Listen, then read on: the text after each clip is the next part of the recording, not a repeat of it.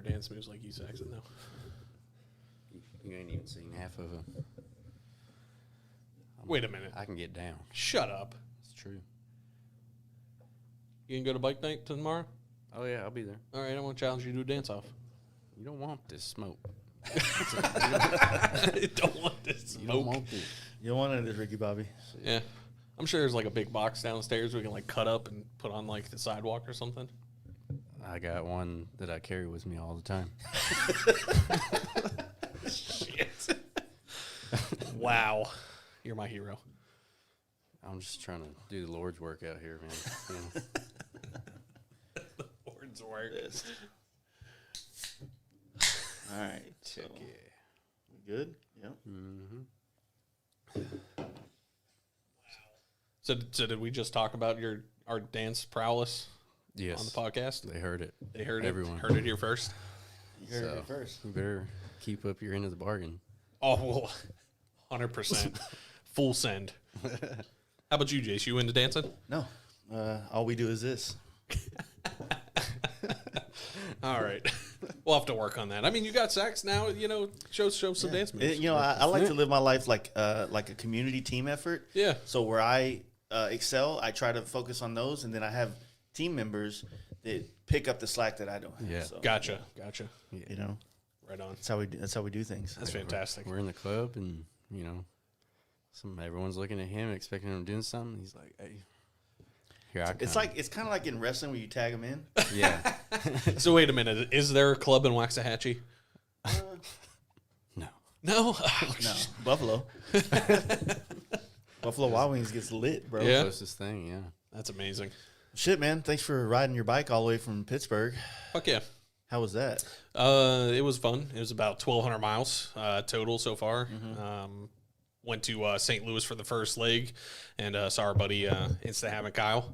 And then got hammered with rain the rest of the way till, I don't know. Which way did you go, like the straight south through into Little Rock, or did you go cut through some of the... Yeah, it took me out of St. Louis, and I think I caught like the majority of the lower half of Missouri, or Missouri, I guess. I was saying it wrong forever. And then I got into Oklahoma, and I think I was on Route 69, which I kind of laughed as soon as I got on there. Just straight 10-year-old level. And I was on there for like 200-some miles going through all those you go like little Tulsa towns. and shit like that? I went around Tulsa, like the southern part, I think.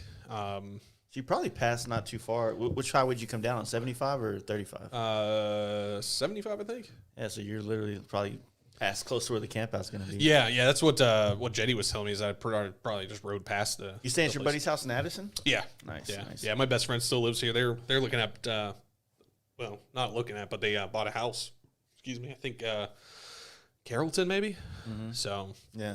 they're going to be down here for the duration. So I'll probably be making a yearly trip and just kind of planning around the camp out every time now. That's a good idea. So, Well, shit, man. It's, it's the first time you've done it solo, though. Last year was a Degenerates tour. Yeah, exactly. When you were on the podcast. Yeah, and then the first podcast was Daytona. Daytona. That was 3-4 years ago.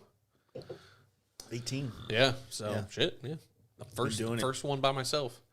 So how much has like shit just changed since you've kind of gone? I mean, I don't remember what we talked about in the last podcast, because I know that you had stopped working at PPG at that point.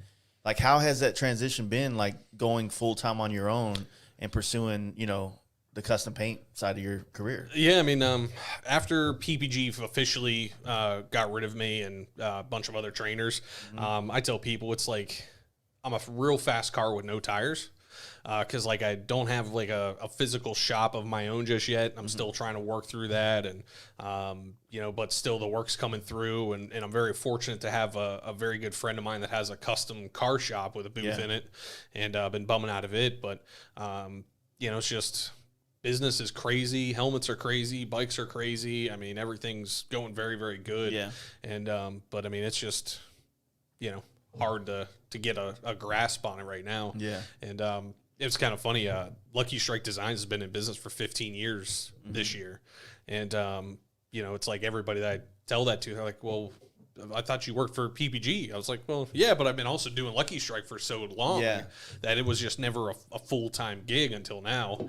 And now it's, all hands on deck, and we're going to try to make something of it. So, well, I mean, it's been awesome, like seeing, the helmets you've been putting out, and you're banging them out pretty quick, though. I mean, I'm trying. You need to slow down because you're making me look kind of bad. Says the guy that did like 4 murals and portraits in the course of a week. But that I did. I sometimes I can turn the switch on and go into just straight fucking like tunnel vision hustle mode and just knock shit out. Yeah. It usually happens when I travel to do paint work. Like when I go out of town and there's nothing else going on, I'm able to like laser focus on like doing the job. But yeah, knowing like the Campout's kind of a, it's kind of a cutoff, right? Like, and by getting certain amount of shit done before the Campout, it makes me not have as much stress at the Campout about what I need to do after the Campout. Yeah. You know what I mean? Yep. So, because after the Campout, I have 5 weeks, or actually 4 weeks until I go on the road to Maine on the bike trip. And so there's fucking 20 helmets downstairs. Yeah. There's 2 bikes in the shop that need to get painted. And those aren't all going to happen before I go to fucking Maine. So yeah, well, and that's I was talking to a customer before I left for here, and because people still look at guys like you and I, and we'll count Sax because he's awesome. That go like you're riding your motorcycle to Texas from Pennsylvania in April. Yeah, and I'm like, yeah, it's taking a week off. Need to kind of recharge the batteries a little bit, and he kind of made a comment, and he was like, well, who's going to work on my helmet whenever you're gone? Like, I kind of need it. I'm like, no one is. So like, it's still April in Pennsylvania. Yeah. It's still raining every other day. I'm like, you'll get it done, plenty of time. You'll be fine. Riding season will come here in, May, and the world will continue. But I'm to the point now where it's like, I need a little bit of a breather and a little bit of a break. And I don't know if you do this, but that's why when I do helmets for people, I only do brand new helmets bought from me. Yeah. That way it's not like their only helmet. Mm-hmm. Because, there's that one thing. It's kind of like when I feel like customers ask me, hey, when's it going to be done? It's kind of like your old lady asking, hey, what time are you coming home tonight? I'm like, I don't fucking know. It might be a rager of a night, so it might be 4 a.m. Yeah. But if it's kind of lame, I'll probably be back home at like 10, Mm-hmm. And that's the same thing with the helmet or with doing work. It's like I know that like I grew up in the paint world, and the whole idea was a good painter was obviously quality, a fair price, and reasonable time, right? Yeah. But then you kind of get to this point where you kind of cross over this hill, and then it becomes more about the work you're doing and less about meeting these little frivolous rides and events. And it's like, man, I'm really creating something here that I think, and I hope that in 20 or 30 years, if I don't do this anymore, they'll have value, right? Oh, that's a Fast Life helmet. Fuck, man. Like, yeah, I'll buy it for that much, or I'll give you twice what you had it done for, Yeah. And, it's like you get customers that are cool with, like, do you really want a guy to do art on your bike? It's like a tattoo, right? Mm-hmm. Do you really want to have an argument with the guy before he does a tattoo on you? Yeah.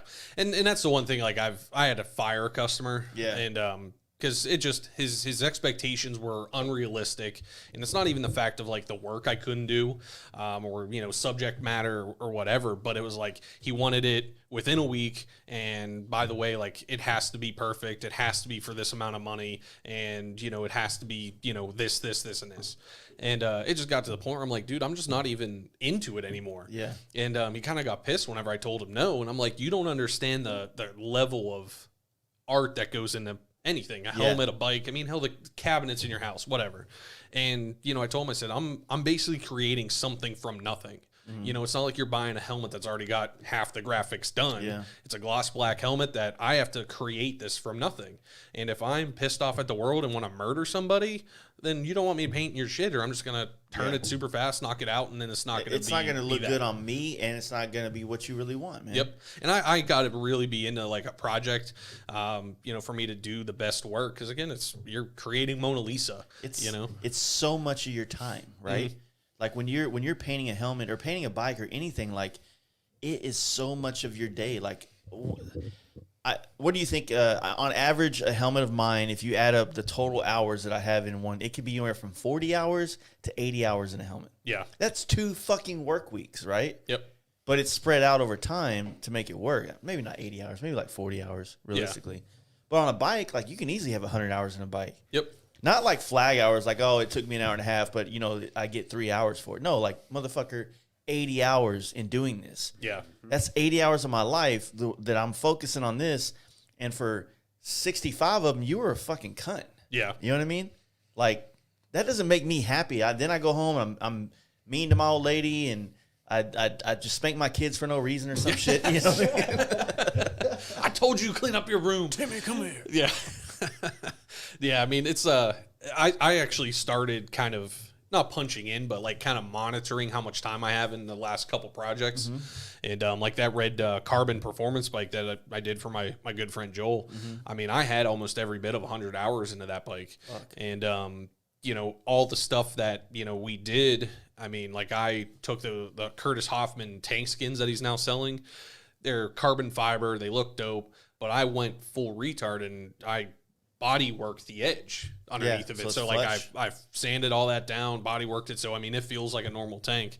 And you know, it's just stupid shit like that where I didn't really have to do that. And an average customer probably won't get something like that. But you know, it's my boy's bike. It's, you know, no holds barred. Yeah. And you know, we painted the BST wheels. They got pinstriped. You know, I mean, just a ton of shit happened with that bike. And you know, at the end of the day, you know, he got a hell of a deal because it's not like I'm going to charge my homie, you know, $9,000. Don't say that because then everybody's going to try to be your homie. Yeah, exactly. I got too many friends. Hey, dude, we rode once together. We're friends. We're boys. Yeah, exactly. So I expect no bill from you whenever you pay my helmet in 5 years, all right? Again, Sax is a witness now, so. Yeah. But I mean, it's just, you know, nobody understands that that's not in the business. And and it's hard to communicate that a lot of times with customers that, you know, again, don't understand it. I mean, I don't understand how to do heart surgery, but I hope when that day comes and I need it, my doctor's pretty cool. Yeah, you don't be a dick. It's like, bro, like, I got a movie to go to, man. I got shit to do, man. You know, King Kong and Godzilla's out. I got to get that 10:30 appointment, you know? But yeah, that's kind of the one thing that I try to, you know, right now, man, I feel like I've done a really, really good job, or I've been fortunately lucky that most of my clients and customers that I do work for are all on the same page. Yeah. And so, you know, like, I want these helmets and I want these projects to leave the shop as fast as possible. But, you know, I know that whenever I start this job, then I'm in it for 40 hours. Yeah. So sometimes it's like waiting for the right time, knowing that you have 40 hours to go hard on it, and not like you start on something and then the next day it's your son's birthday, so you can't focus at all. It takes you off that flow of doing something, you know. And a lot of people would say that, oh, that's just excuses, blah, blah, blah. And I'm like, no, that's the difference between the work that I do and the work that you do that put us in some kind of level in the custom paint industry. Yeah. Because we learn how to say no and focus on the jobs that we know, and we know how to do it. We've been doing it for fucking 20 years. You know what I'm saying? So we know what this is. We've been here before. Yeah. You know what I mean? And again, like I can't say much about like the customers that I have. I mean, they're all awesome in their own right. But like I said, it seems to be like I don't know, I call it that instant gratification world that we live in. Yeah. Where some of the customers that don't know me, you know, see Instagram or Facebook or whatever, and they're, you know, maybe getting into the motorcycle world or whatever, and again, they're just not quite familiar with it, that those are the ones that you almost have to like educate more or less on, you know, hey man, I'm again creating something from nothing, and it is what it is, you know. You can text me all you want, but I probably won't respond to you in at least 3-4 days, and you know, sorry dude, I'm busy. It's one of those, the other thing that gets weird, and I feel like a douchebag for saying it to customers, but like, you know, because we were getting so many requests for helmets, that's when we started saying like, hey, we're not taking any used helmets in. You have to buy a brand new helmet from us. Yeah. And then of course that leads up with, I just bought a brand new helmet. Can I just use that? I'm like, I'm sorry, man. Because right behind your message is 4 more messages asking for the same kind of, you know, job. Yeah. And are willing to buy a new helmet. You know what I mean? Yep. And so it's like, it's not that I want to be a dick, but it's just like these things I'm putting these kind of like hoops in place to kind of be floodgates so that I don't get overwhelmed, which I feel like I am now. But fuck, it's like most of the customers, I'm doing helmets for, you know, Brian, homie himself. Yeah. I still got 2 helmets on the books. He just texted me a while ago and wants another one. Like, that dude's going to put my kids through college, man. I'm taking care of that dude. Yeah, and it's the same way with me. Like, Brian is awesome, you know, and I got 2 helmets for him to do as well. And I mean, he's probably one of the best customers I've ever had, and I've never met the guy in person. You got it, and he's had some issues with some other painters, but you know, because all he wants is just like just answer him. Yeah, you know what I mean. Yep. And he'll keep you like, if you have an idea, he'll let you do it. Yeah, you know what I mean. And it's like I think it's kind of funny because I think me and you have painted the most helmets for him. Like I think I'm on maybe 4, you know, soon to be 5 and 6, and I think you're probably on like 10 at this point. I think I'm on 9, and then I have 3 more. Yeah. And you know, like you said, I mean, it's more communication, which again, I'm, you know, not great, but I'm also not terrible at, like some of these other guys that we've talked to. And I mean, he just has an idea, or like I'll throw something at him. Like we're doing a helmet, kind of like his cartoon one that we did. Love that helmet, by the way. and that was awesome to do, like all the old school cartoons. But now we're doing a cancel culture cartoon helmet. so okay, I'm interested in this. Yeah, I mean, I was like, okay, you know, continue. And he was like, what if we do like Pepe Le Pew? Let's do Jessica Rabbit and like some of these other cartoons. All the cartoons been getting canceled. All the ones that like we all grew up with kids watching. No one, you know, Pepe Le Pew was creepy, but you know, again, I'm not some insane woke person that Pepe Le Pew offends me every day. Yeah, like we need Pepe Le Pew to let kids know that these people exist. Yeah, exactly. You know? And this is wrong, and you know, we move on with our lives, right? But so he was like, let's do all those, and I'm like, well, let's take it one step further. I was like, what about mugshots? Like, let's do mugshots of all of them and then put the reason why they were canceled. So it'll be like Jessica Rabbit, like holding a number, you know, plate by her face. And it'll be like, she's too sexy, you know, and Pepe Le Pew, you know, just being grabby, you know? So like we're just going to do now like an anti-cartoon version of that helmet as all the cancel culture, you know, things. And I was like, that's fantastic. Like that's one of those, that kind of project. It's like, fuck, I can't wait to start on that. Exactly. You know what I mean? Because it's got your balls rolling. Yeah. I mean, I feel like that's fair. Got my balls rolling. And Brian, if you're listening to this, I apologize for the balls rolling. Yeah. But dude, I feel my balls rolling. Yeah, I was like, man, I got a tingle in my thumbs, you know. But at the same time, like, we have a helmet that he had an idea for, and it just was hard to kind of, you know, lay it out right. Yeah. Because, like, Brian's Native American. Yeah. And he was like, what do you think about doing, like, a cockfighting helmet? And I'm like, sure, fuck yeah, let's do that. But it was hard to lay out the chickens in a way that, like, you weren't looking at the asshole of one without seeing, like, the face of the other. You know, it's just hard to lay it out right now. So I kind of told him, I said, let's kind of put that on the back burner so I could kind of wrap my head around how to make, you know, chickens fighting on a round ball not look weird. Yeah. And so I told him, I said, we'll just put that on the back burner. And I said, the helmet that we're doing now, like, we'll just shift gears and do the cancel culture one. And, you know, super pumped. And I mean, I'm going to have crazy hours into that thing because I'm just going to probably hand paint, you know, 90% of it. And, but again, you know, never says anything about timelines, never says anything about the bill. Right, I mean, nothing. He's down for cool shit. Exactly. In the most sense of the word. So. Yeah. And then he sends me pictures of like his house with like yours and my helmets just all over the place. And I'm like, it's like a helmet room. I think he's working museum. On. Yeah. You know, so he used to collect bikes, but I think he just collects helmets now. Well, and I think he's still kind of has like an ass load of bikes. Yeah. But now it seems like, he said, me and you are the only ones that return his call, text, whatever, and we paint. Like I said, I'll probably be half a dozen helmets by the end of the year at this rate. Yeah. You know, so I mean, he's a great customer. Like I said, for me, it's kind of it's tough because I want to try to get my helmets like dispersed to so many people that want them. But like I said, you start to build these relationships because I have like 4 or 5 dudes that collect helmets for me, right?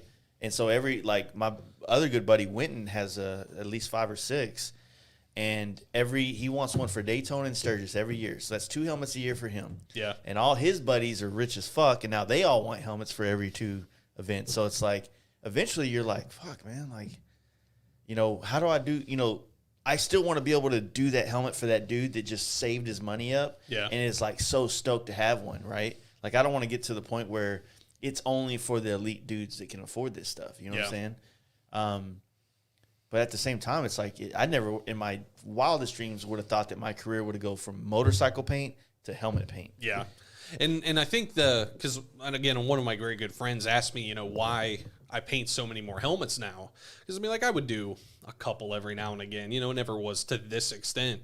And, I feel like the people that get the helmets are also the people that might not necessarily be able to afford to build or paint a bike, but can, sling out $1,500, $2,000, whatever on a badass helmet that's still just as personal as a bike. Yeah. And probably more personal because at that price range, you're not looking at it as as an investment to where like you're going to get your money back out of it, right? It's like, no, I just want this badass thing that I'll never sell. Exactly. Like a handmade knife or some shit like that. You know what I mean? Yep. And that's the big thing. I mean, and I think that's why we're seeing such a transition in the motorcycle helmet business is, helmets aren't like automotive. Automotive helmets, man, you drop $2,000 on just a helmet, let alone a paint job. Yeah. And, I think Poland, he has that niche of doing a lot of automotive racers where their money is into their helmet because they got a wrap on their car. So, what are they going to spend or find something that's personal to them? And, again, I'll paint helmets as long as people want to spend money for them. And they don't take up 8 million square feet of a shop. So yeah, and 1 gallon of clear goes a long way. Hell yeah. But at the same time, man, it's, I've been trying to work with Bell to get them to start offering some replacement parts. Mm-hmm. It was a long effort working with Simpson to get them to do that so that we could have the trims to kind of replace it because we are charging quite a bit of money to paint these helmets, and you don't want it to look like you want it to look like it came from the factory that way. Yeah, fresh rubber, not like a taped edge, and then it becomes a learning curve, right? Because you got to learn how to take these things apart and put them back together perfectly, and you're playing with super glue on custom paint, right? Yep. So it's a very hard place to play. You know what I mean? Yeah. Like, trust me, I want him to learn how to do it. Saxon to learn how to do it, but it's like one of those deals that, like, I know I can do it. And I know that, it's weird because, like, I have a hard time letting go of certain roles that I do because if I fuck up, then it's, all right, I know how to fix it. But it's like when he fucks up, it's like, motherfucker, oh my God, I should have did it. You know what I mean? Like, it's a different thing in your head, like, and it's not fair to him. Yeah. Because he's still learning. But it's just one of those things. So it's like learning how to give up those roles, if you will, is tough. You know what I mean? But at the same time, you make him sand and buff one of those like fingerprints of super glue on a paint job. It'll be the last time you ever do that. Yeah. Because it's some motherfucker getting that shit off sometimes. Yeah. Like, I hope I don't burn through all of this now because I stuck my finger in that super glue. Like, this is going to be great. You've always been into bikes, man. Like, that's always been clear. But it just, we talked a little bit about it last time when you and Hawkeye and Ben were here, but it's awesome seeing how you've just fully embraced the motorcycle culture now. And you're actually not just a painter in the custom paint or in the motorcycle scene. Like, you're a dude on a bike riding across country and, doing rad shit. Yeah. You know what I mean? Well, and I think the big kind of spark, if you will, was whenever PPG changed my life pretty much at that point. Because at that point, PPG was a place that if you got a job at PPG, like, you retired from there. Yeah. And at the time, I always thought, I'm going to have a nice long career here, have a pension, have all that fun shit. And then whenever the whole pandemic hit and PPG, shifted gears and got rid of a lot of the in my opinion, the people that actually knew how to paint. Yeah. It became one of those things where it's like, you know what, fuck it. What else do I got to lose at this point? And that's whenever we rode here for the Degenerate Tour, and then we went back home and then rode to Sturgis. Yeah. And then, we rode to Virginia Beach. We rode, pretty much as we could. Did the VTwin Tour last year? Yeah, did the VTwin Tour to Tennessee. So, I mean, I think once that kind of shift mentally, you almost have to kind of be there to do a trip like this or again to Sturgis or whatever. And it was kind of funny whenever I got on my bike leaving Pennsylvania. It was 41 degrees, cold as shit. I had 70 layers on, and I kind of looked at my my GPS, and I'm like, oh, the first leg is only 600 miles. Oh, that's not bad. Yeah. And truck to St. Louis, and I think now I'm kind of enjoying riding a motorcycle way more than, whenever I had the big wheel bike or, again, just doing local bike nights and all that shit. Now it's, fuck it. Where do you want to go? In your Limp Biscuit phase? Well, see, I didn't have a Limp Biscuit phase. I had the like frosted tips like Justin Timberlake. Okay. Oh shit. Oh yeah. So I mean, it was like super close on the sides and spiky. So you didn't do it all for the nookie? I mean, it was more like a DMX kind of like, rolling kind of thing. Roll. Yeah, yeah, exactly. Dude, I'm getting warm. I think we need to turn the AC back down. I told you it wasn't 70 degrees or 75 or whatever. Sax, what'd you do? Did you turn it up for us fat guys? Turn the heater on, bro. I just turned it up. It's literally up 1 degree. My man boobs are sweating. But yeah, I mean, I enjoy loins. riding this shit, man. It's a good time. Yeah, for me, if the riding thing. So this is like the weirdest part about it. Sometimes I have a hard time like accepting it, but growing up trying to be a painter, it's all about art, right? And you're the same way, I know, because the first time we hung out, you're drawing on the iPad all day long. Like it's a passion, right? But then motorcycling became this like non-stress related passion. Yeah. Like, there's stress in it, but not like art. Art's stressful because you got standards you're trying to get to, and there's all these goals and there's all these steps, and the ladder to success is so complicated, right? But riding was just like, this is fun. This is like freeing. Yeah. And I think that's the big thing for me, like on this trip, is like coming up, I'm gonna have some giant decisions to make. For not only my personal life but business as well. And I don't know about you, but there were probably, I'd say, 200 miles where I just didn't have the radio on, didn't have the Lexan on, just paid attention to where I was going and just kind of rolled. And I kind of get to the point where, I kind of tell people it's like almost searching for clarity. Yeah, dude, where I'm just, and like this trip, I'm by myself the whole way. I might ride back with a bunch of guys, from the camp out. But I mean, like this first trip down, Steve's bike was blown up. Ben's finishing his bike. Yeah. My buddy Joel's, stuck working. So I was like, fuck it, I'm getting on the bike and I'm leaving. I don't have anybody with me. It's my schedule and we're done. The solo trips, man, they really do. I love them. I think everybody needs to do a solo trip for the sake of like you just said, man, there's this like figure your life out like thing when you're doing 1,000 miles. You know what I mean? Like you're thinking about so much shit and you're just like figuring things out and you're working out you never really have time in your day-to-day schedule to work out all the narratives of an idea. Yeah. Like, well, what if this happens? What? And they say, oh shit, I'm riding a bike. I need to pay attention. Yeah. You know what I mean? Yeah, exactly. So, and that's a big thing. Like, my best friend living here in Addison. I mean, I got to his place last night, probably like 10:45 from doing almost 700 miles from St. Louis. And, like here recently, like I don't sleep real well, anxiety's kicking. My mind's always running, 100 miles an hour. And I get to his house and I mean, I get to bed after a shower and I mean, I slept awesome. Yeah. Like I haven't slept that good in a long time. Mm-hmm. And, again, I think a lot of it was the 700 miles I did, but at the same time, it was almost like that, compression that we're all under, just getting lost whenever I was on my bike and just had a good old time. Man, like the idea of like when I'm on a trip like what you're doing right now and it's over and it's on the way home, I'm so excited to go back to work. Yeah. You know what I mean? Like, oh man, that one project, like it's almost like you got all the doubts out of the way and now you're looking at this project like, fuck, I can't wait to start on that thing. Yep. Or this helmet or that helmet or whatever. And it's like, to your point of the customer that's wondering who's going to work on their helmet, it's like, man, like I feel like if more people in our industry and more people on both sides, whether it's paint, selling, building, whatever, bikes, I think everybody will find clarity in just the life of being in this motorcycle industry. Yeah. Right? And then when you go back into it, it's just so much more.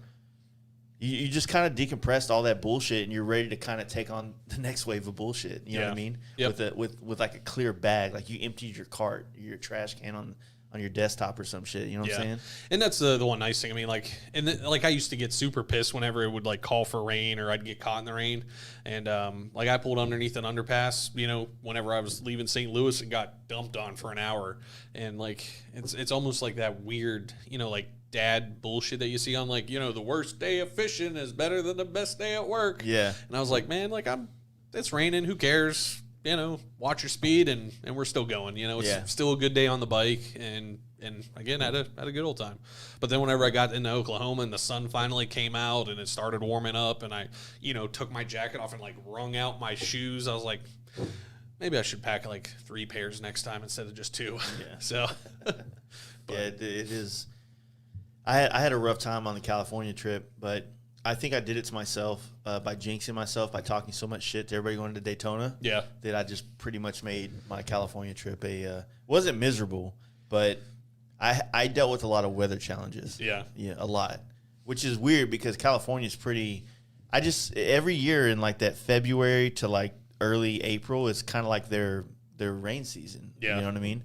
And they're constantly getting like storms passing through, and the weather's never predictable. One day it's 50 degrees, next day it's fucking California weather. You know? But I don't know. I still had a good time. I met some cool people. Dude, this one dude is actually on the road right now. Met him in Monterey, and he's riding with Joe Kidd and some other homies down to the Campout right now. And I'm like, yo, like that's fucking awesome, man. Yeah. Like we had drinks together in Monterey, and now we're gonna have drinks together in some fucking hole in the wall part of America in Oklahoma. You know what I mean? Like that's cool to me. Yeah, exactly. And that's the one thing, like why, like I said, I kind of planned this to hang out with like my best friend, and like I said, I'll probably just make it a yearly trip now. Is come to the camp out, hang out in Dallas for a couple of days, and I enjoy seeing everybody that's again like-minded people.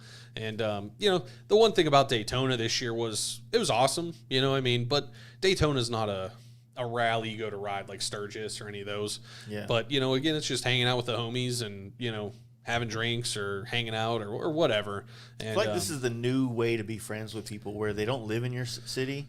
So you just like overhype up the fact that you're going to hang out with this dude for 3 days. Yeah. You know what I mean? So it's like Daytona, the Fast Life Camp Out, or Sturgis or whatever. It's like this. It's my best fucking friends. You know what I'm saying? It's like you only see them for a couple of days. Yeah. And that's how you're able to. It's like. No, I'm not gonna go that way. But see, I think what it is it's like your local people that you see on a regular basis, like they're your boys or whatever. Yeah. But like seeing people you only get to see once a year, I mean, you almost have to like take it to the next level. Yeah, you got to be on. You can't, exactly. You can't like lazy, posy, whatever the fuck. You can't just bullshit your way through that. Exactly. Like I got to be ready to fucking go hard with this dude. Yeah, and I feel like it's the kind of business of the motorcycles that we're in now, where most of us, that are kind of in like this performance, kind of culture, if you will, none of us are really douchebags. Like I legitimately, I feel douchey sometimes. I mean, so do I. And then but I've like majority of us. It's very inclusive and it's very welcoming. The price of admission is not that hard. Yeah, you know what I mean, but. You definitely weed out a lot of weird motherfuckers that just don't fit the bill, Yeah. But like I feel like I legitimately enjoy hanging out with these guys. Yeah. Like you, Kyle, meeting Mark Norton, there's just a whole ton of guys that are in this kind of, performance culture. Again, we'll accept pretty much anybody as long as you're not a giant asshole and, or a vulture. So like one of the things that we're dealing with is like now that the performance bike thing is like, or at least the bagger side of it, I know performance bike's been around forever, but this little thing that we're doing called performance baggers where the bars look like this, just that world that I'm talking about, not all you other motherfuckers, but just this one. Yeah. The whole industry wants a piece of this pie now. And correct. Whether it's because there's a lot of money in it or or it looks like there is and there isn't, I don't know, but a lot of people want in. Yeah. Right?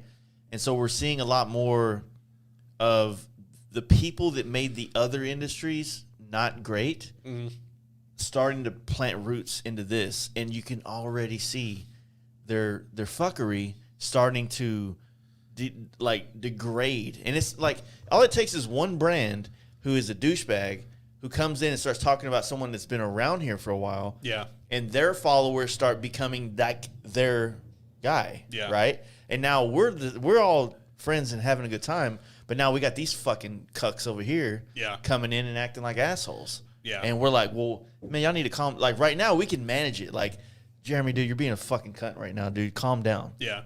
But these dudes, we don't know them.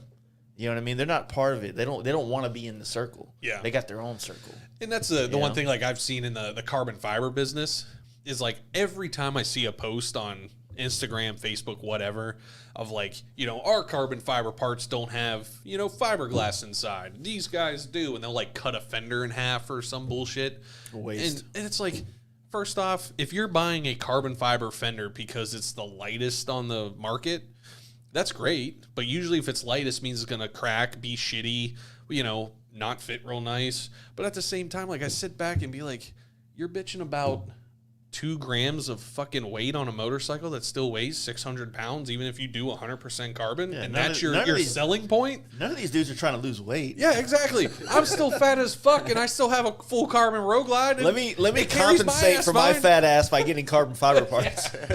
So, and it's just like, you know, I sit back and laugh, and I'm like, I remember like that with the fiberglass and plastic whenever the big wheel shit was out. You know, like, oh, I can stand on my fender. Can you do this with yours? And it's just like, you guys are all a bunch of fucking losers. You know, it just sucks, man. Buy the best part that you like, and we move on. Yeah. You know, that type of marketing, like, there's been no drama in performance baggers other than that fucking cuck from goddamn Canada that nobody likes, right? So other than him, there's been no drama in performance baggers. Everybody's been helpful, like down, doing, like working, helping people out, right? Yeah. And then now all of a sudden, like, people see money. And so these fucking vultures are coming in and they're talking shit about people that have been doing nothing but trying to progress the movement, to progress the what's great about this, which is what we're doing right now. Yeah.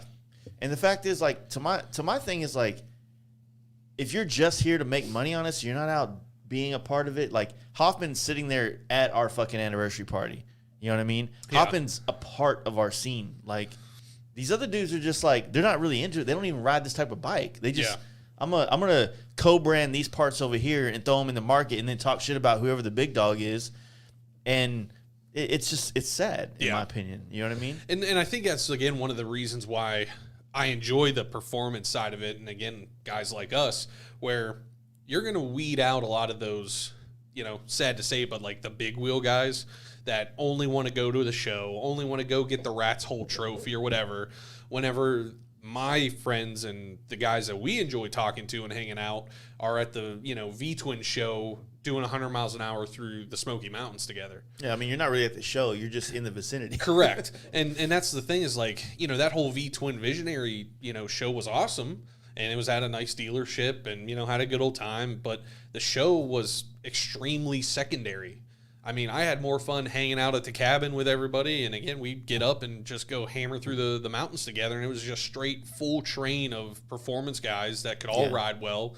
And I mean, we had a blast, but the show was not even on the radar until the day of. Well, I mean, it's kind of counterintuitive because your bike's nice. You know, my bike's nice-ish in the sense that it's pretty chipped up right now, if I'm being honest. But as far as show standards, like, it doesn't hold a candle to a bike that's being trailered across the country, being, you know, put in a show and wiped down. Like, there's just no way. Like, I'm cleaning out grasshoppers out of my rectifier and shit like that. Like, I'm not doing that. Yeah, and it's like even for like Daytona, I mean, we rode around a little bit, and I had giant love bugs splattered all over it. I mean, I rolled to the hardcore show. I didn't even wipe that bastard down. I was like, fuck it, park it. I'm going to go get some beers. To me, that's what's cool about it, right? I mean, I can appreciate a really nice built bike that's dialed in, but what I want to appreciate it when that's the first time it came out. Yeah. You know what I mean? Yep. Like, I built this bike for Daytona, but then when I see it in Sturgis, I want it to be chipped up. Yeah. I want it to be, like, worn out. Like, that to me is cool. Yeah. You know what I'm saying? And that's the one thing, like my bike, I mean, I'm kind of ready for a change. Like, I want to change out the bodywork or whatever. But, you know, at the same time, there's a point where that bike, I guess, has already had its notoriety. It's already seen its day. You know, I'm ready to have something different. But, like, I've had so many people and customers, and, like, even on my way out here, I stopped at a Harley dealership to get a set of gloves because my hands were freezing like a motherfucker. And the whole service department descended on my bike. They were like, oh, man, you're lucky strike. Like, I seen this bike on Instagram and, you know, the Harley video and all this shit. This is all fucking dope, you know, and they started asking me questions. And, you know, again, I think a lot of that was, that bike that has been seen everywhere. Yeah. But, it also draws that genuine interest of people that, are starting to get into the performance side or don't quite know what they're looking at. And then they all go like, well, where are you riding to? I'm like, Dallas. They're like, oh, what? Like that's real far. I'm like, yeah, I'm aware. Like I'm about to do 1,000 miles, this next 2 days. And, but again, I think it's because of that interest that's kind of progressing, but also has slight detriment to it. Yeah. Where, sadly, some of these bike shops that were known for building a certain thing are now trying to take their mindset of that certain thing and then apply it to the performance business. And, that just doesn't translate. And then you look like a giant D-bag because you're, putting your stamp on something that you shouldn't be. What I would say is this, I've been thinking about this kind of this like concept. It's like, riding across country on a Harley Davidson is nothing new to anybody, right? But for some reason, it's kind of new to the actual industry. Yeah. You know what I mean? Yep. There's so many people, random dudes, just normal guys that ride Harleys that go all over the country and do badass shit. But for some reason, we're outliers in the motorcycle industry. Yeah. You know what I mean? It's fucking, it's strange. Yeah. And like this past year in Sturgis, I saw a well-known bike shop builder had all of his boys' bikes, and they were all going to, downtown or whatever. And I see him get on a stock as fuck limited ultra and roll with all of his dudes. And I happened to ask my friend who also knows this particular guy. And I was like, what's the deal with that? He goes, well, fun thing is he'll build you a bike, but he doesn't like riding them. So he'd rather ride his stock as fuck ultra that's all cushy and works the way it's supposed to and doesn't have air ride and doesn't have a giant wheel on the front of it. And he goes, that's what he likes to ride, but he'll go park in the back of the, parking lot and then hang out with all the bikes that he's built. Yeah. And I'm like, what the fuck kind of bullshit is that? Like, what if you're not willing to ride what you build? What are you even doing then? Yeah. And it's not to say I'm the greatest bike builder or anything. I mean, Getting cold. fuck that. now he bitched about it. I'm comfortable. fucking with you. The guest is comfortable, and that's all that matters. Somebody's But, it's just... estrogen levels are high. Yeah, well, he's probably hard to please, isn't he? A little bit. Yeah. A little bit. A little bit. But, I don't know. It just kind of rubbed me the wrong way, and I'm like, fuck that dude. It's fake, man. Yeah. Like, the problem with everything is like social media makes it easy to be fake. And sometimes being real, I mean, fuck, dude, like it's not going to be flattering for everybody, like being honest and stuff, but yeah. Be honest. Yeah. Like, again, if you're not willing to ride what you build for a customer, fuck you. yeah. That's That's the way I look that's at a it. fair assessment of that. But Yeah. I'm These Moontuckies, by the way, Montuckies. Moontuckies, these are very good. Yes, they are. They are good.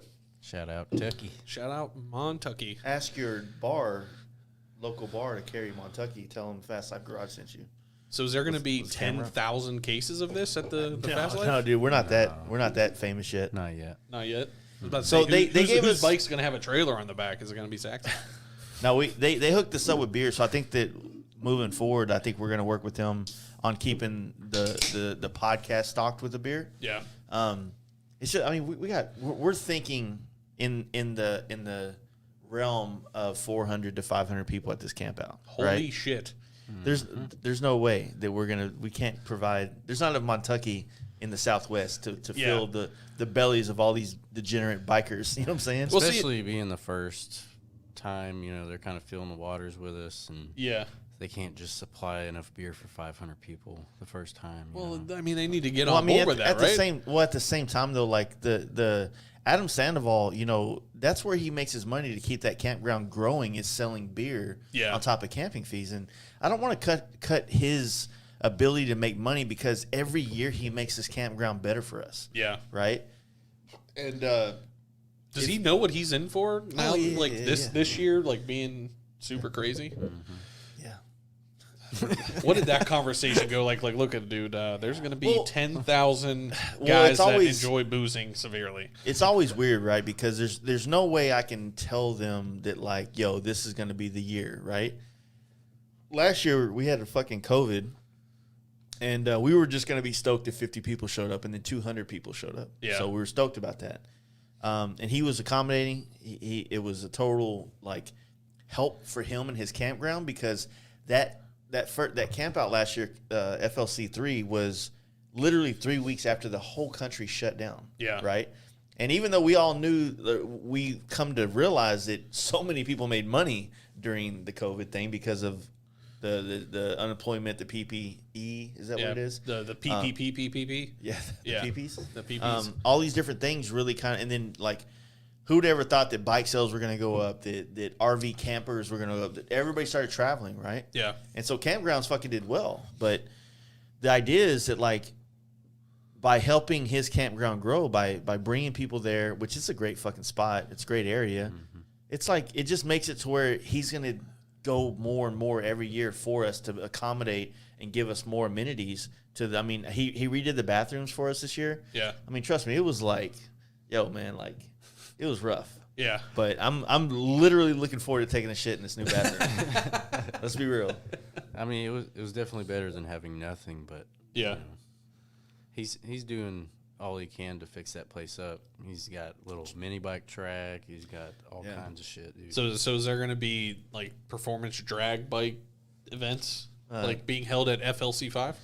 No, well, here's the deal. So, Like, do I need to figure out a way to get like a shitty like Briggs and Stratton pit bike like strapped have to the them back? there. Shut up. yeah, so he has bikes, and we are going to probably do like a little dirt track thing. I'm in on that. Dude, okay, after our dance battle, I challenge you to a fucking mini pit bike race. Let's get it. My They're giant, Colemans. They're little Colemans. even better. Yeah. I challenge you to a race axe. I got you. My 275 plus pound ass versus you. You already know I'm gonna be right out in front of you. All right. You remember you might be too young, but do you remember the video game Road Rage on like the Fuck Sega yeah, Genesis? Dude, when I first got my first sport bike, I went to the movie trading company and bought everything motorcycle related so that I could just, while I couldn't ride, at least I could play Road Rage. Yeah. I watched Torque. I got Biker Boys. Yeah. And then I was just trying to enthrall myself. I even went to Barnes & Noble, because we're talking like 2003, 2004. Yeah. So books were still prevalent. And I got Motorcycles for Dummies. And that book fucked me up. Is that book like over there in No, the library? No, I feel like I it should burned be. it. So No evidence. it was one of those deals where, like, I'll need I've some ridden more. the bike in the parking lot, but I started reading that Motorcycling for Dummies, and it started talking about how you steer the bike. Yeah. And I was like, no, that doesn't make any sense. You know, like turning the bars right to go left. Like, this is how am I going to do that? Yeah. You know what I mean? It's like reading it and not doing it made me put so much doubt and anxiety into me that I was scared to ride a bike for a minute. See, and I think that's where, like, again, Biker Boys was a real big one for me as well. With I still like the movie. my Fuck yeah. GSXR. Yeah. Yeah. Lawrence Fishburne. You could. What, have you seen it? You Fuck can. yeah. Yeah. You could totally Several do a drag race on a dirt road and then stop at the end of the road before the end of the road The into a actual T. paved See- road. Okay, so here's what we need. I will even see if Lucky Strike has a good enough year. I'll fund this. We need an inflatable movie screen for FLC5, and we play Biker Boys on a loop. Dude. On a loop. Yeah, like let's just get like the top Burn rubber, not your 5 soul, brother. Yeah. Let's get the top 5 biker movies and just play them. The sickest thing that ever happened to me, though, like, was I got my first bike on Valentine's Day in 2004. Okay. It's the day I picked it up. It snowed that day, Oh shit. right? Guy rode the bike to my shop. Oh, you need one? Yeah. He rode the bike to my house. I'm sorry. Not shop. I didn't have a shop at the time. He rode it to my house, and he dropped off a little bullshit helmet that he gave me with the bike. And then it was just me and the bike in my apartment complex parking lot, and I had to figure out how to do everything. Yeah. Snowing on the ground and everything. But fast forward like 3 months down the road, and I'm starting to learn, and I'm getting it. I'm making friends in the motorcycle world. And then I get to go to my first funeral, dude. It was the sickest thing, right? Wait, your first funeral? Yeah, because if you watch Everybody Biker sends- Boys, you see the line, everybody's revving up. Oh, okay. Okay. So I don't know who the fuck died, but I was there. Oh my god. Okay. I got invited to my first biker funeral, dude. It was fucking lit, dude. Oh my god. So is everybody just revving too and like the and whole like night? I wanted to cry. I didn't even know who the fuck the dude was. I'm like, yeah, fuck, sport bike shit, right? Yeah. And then I just thought it was fucking wild, man. Like, it's the same thing that happened to me when I started street racing, like in 01, right? You watch Fast and the Furious, and then you actually go to an actual spot where everybody meets up to go then street race. And you're like, it's just like the fucking movie, man. Holy shit, this is real life. Yeah. Who's blocking off the streets? Yeah. Jesus. Rose close to boy, find another way home. Another way home. Man, do I get a walkie-talkie now or later? For real. You never had your car, bro. So again, I will fund an inflatable like movie screen if we just play whatever the 5 biker movies are, and we'll do it like straight popcorn. Lost Boys, Wild Hogs. Yeah. Torque. You know, Biker Boys. I mean, I wish they would make more movies. Is there a drop a comment below if you think you know of any bike movies that we need to stream or loop live? What's your most favorite biker movie of all time, though? Man, that's a good question. I mean, I'm gonna have to go with probably. Man, I don't know. Like, I feel like the whole Marlboro Man has to be. That's mine. Yeah, like that bike was so iconic, and like I remember painting one of those. Yeah. For a customer that like I really didn't know what the hell it was at the time. Like it was one of my first like hand lettering jobs. Yeah. He's like, oh, I want the playing cards. I want the whole 9. Like I'm going to sand my tank to bare metal. And I'm like, okay. And then I watched it. I'm like, this is kind of weird and kind of weirdly homophobic, but like I'm down. You know, like you don't wear that opening outfit. scene. That opening scene on that movie where he starts in Fort Worth, Texas, and there's mountains in the background. So it's like, okay, you're not from here. Wrong part of Texas. But that whole thing where he's just like, fuck it, I'm going to L.A. Yeah. And he just hops on the bike, and it's like the opening credits, but it's that montage of him riding across country. I'm like, if I would have watched that when I first got into bikes, it never would have resonated. But now that I've done bike trips, totally was like, fuck yeah, hell yeah. You know, showing up, seeing your boy, you know, was it Marlboro Man trying to get, you know, fucking playing pool and about to get his ass whooped or some shit. It's cheesy. The movie's cheesy as fuck, but at the same time, there's parts of it that like really hit home. Yeah. You know? But I see like when was that movie even out? Can you Google that for us? It's either like early. What's the IMBD on? It's either early 90s or late 80s. Marlboro Man, really? I think it's late 80s, to be honest. Because like didn't somebody said Ghost Rider? Oh, Ghost Rider's kind of fucking lit though. Man. Let's be real. Yeah, the Nicolas Cage one. What's up? Yeah. But Ghost Rider 2 was gay as AIDS. Yeah, that one was pretty bad. I didn't watch it. Yeah. So we'll have like a movie night. Dude, my buddy Zombie Mike did that. We were down there in Houston, and he did the movie night. So we were doing podcasts down there, and he had all these people at his shop. And then once the podcasts were done, he's like, "Hey, dude, we got a projector going on. We're about to watch Stone Cold." Shit. I'm like, somebody mentioned that. Okay, yeah, okay, all right, okay. So we got Stone Cold, Harley and the Marlboro Man, Biker Boys. Do we want to put Torque in there? I feel like we almost have to. Wild Hogs was not a bad movie though. Donnie Hill says on any Sunday. Well, that's a documentary. Yeah. He asked if it counted. I mean, I guess it could. If we're talking documentaries, I think the best motorcycle documentary ever is 21 Days Under the Sun or Sky or whatever the fuck. Is that the one with Ewan McGregor? No. That's the long way round, long way down, long way up. That's a great series too, but that long way round, 21 Days documentary thing, like for me, it's just me. That shit hits home because they're traveling, they're going to random spots, they're partying. It's just, it's the most closest to what I felt whenever I first saw that movie. Because I was riding big wheels when it came out, and that's all chopper dudes. And I'm like, that's the shit I just did on a big wheel. Yeah. And of course, they would be like, okay, dude. Yeah. But at the same time, it's like, that's what inspired me to want to camp and party and get into this other culture was that documentary. Yeah. You know, because it really was showing me what the shit I really wanted to do on a bike. I just didn't know it yet. You know? Well, see, like I had this conversation with a good friend of mine that he's getting into the like enduro side of the world, and you know, I rode his BMW, and the bike's super dope. It's fun. It's like riding a dirt bike, right? And he wants to do It's from, I think, the very top of Alaska all the way to the very bottom Pan of American South Trail. America. Is that what it is? The Pan American Highway is what it is. Yeah. So he was like, but nobody will do it with me. I'm like, dude, if I ever win a lottery, like I want to buy one of those bikes and just have it shipped to Alaska and just roll through everywhere. Like, I think it'd be dope as fuck. Yeah, the Pan American Highway. Yeah. So, like, how many hours is that? That's got to be. Oh, there's a lot of variations of the road. It's kind of like many things. You know what I mean? Yeah. There's different ways to do it, but to me, like that's the most obtainable when you talk about doing intercontinental type things and international riding.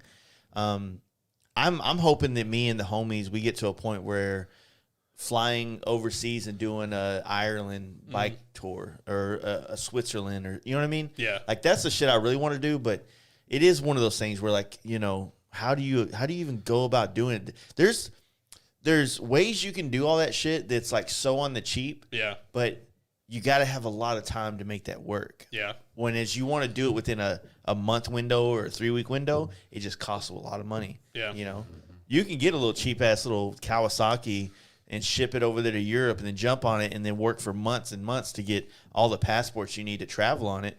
And then there's like apps for like you can sleep on people's couches and shit in that world. And you can do it. I feel like that's how a horror movie would start. Hey. I've met, dude, on my travels, man, like one of the dudes that's riding to the Campout, Jacked Up Customs, the dude just saw I was coming through Yuma. Is like, dude, you want to crash here? I'm like, fuck yeah, dude. No, and he ended up being a cool as fuck dude, cool as shit dude. And now he's riding across country to come party with us. Yeah, but at the same time, like we kind of know of that person, through social media or whatever. I mean, it's not like some random dude I met at a fucking Quick Trip. Yeah, you know exactly. what I mean? But like let's say poor Saxon here. He's a nice looking young gentleman. Rolls through and just swings through like a weird hostel in fucking Europe or some shit. He is not coming back. The good thing about being male is that like we're not going to get taken like the movie. Would you not take him? I'm small, but I can handle myself. All right. He's already beat everybody at the punching bag machine. Wait a minute. Everybody. You want to go too? Dude, I just want to challenge you in everything, Sax. Let's do it. All right, I'm down. He is the punching bag king, though. Yeah, but see, so here's what I feel like would happen. Like, let's say you take Sax to, again, Europe or whatever. Yeah. And he just disappears. What would you do if you got that phone call and be like, I've taken your man? Like, shit, bro. Like, please sucks. keep him. He likes macaroni and cheese, and he's really good at the punching bag machine. Keep him as long as you want. Macaroni and cheese. Yeah. I mean, or would you do the like whole thing where you'd plug in the, what the hell's that guy's name? A very special set of skills. Oh, yeah. Liam Nielsen. Yeah, Liam Nielsen. Yeah. Would you do that for Sax? Well, I don't really have those special skills. I'm like, hey, man, can I trade you a paint job for my buddy back? Like, can we barter this out? Like, you need someone to do tile? I think I have a buddy. Yeah. Like you need AC? I got See, Brad. that's a good boss right there. Like, he'd work for your return. It's like, I just want money. I'm like, well, I ain't got no money, bro. So we need to work this out somewhere else. Yeah. He's a good sander. Got dance skills. I'll tell you what, you just go ahead and take advantage of whatever you want out of him, but just leave him here. You shouldn't have to kill him, See, that's a good boss. Yeah, I mean, I would offer work. Like, I'll do your drywall or something. I don't know, man. It's there's a lot of but at the same time, like you need to set those kind of goals in motorcycling or just in life. That way, you have something to dream or to kind of push towards. Whether it's riding across, doing the Pan American Trail, or if it's riding in Europe, or if it's just like there's so much rad shit in these 50 states or 48 states that you don't have to go anywhere else. To be honest with you, you can spend a lifetime seeing America and going through these small towns and these little nook and cranny like waterfalls and spots, and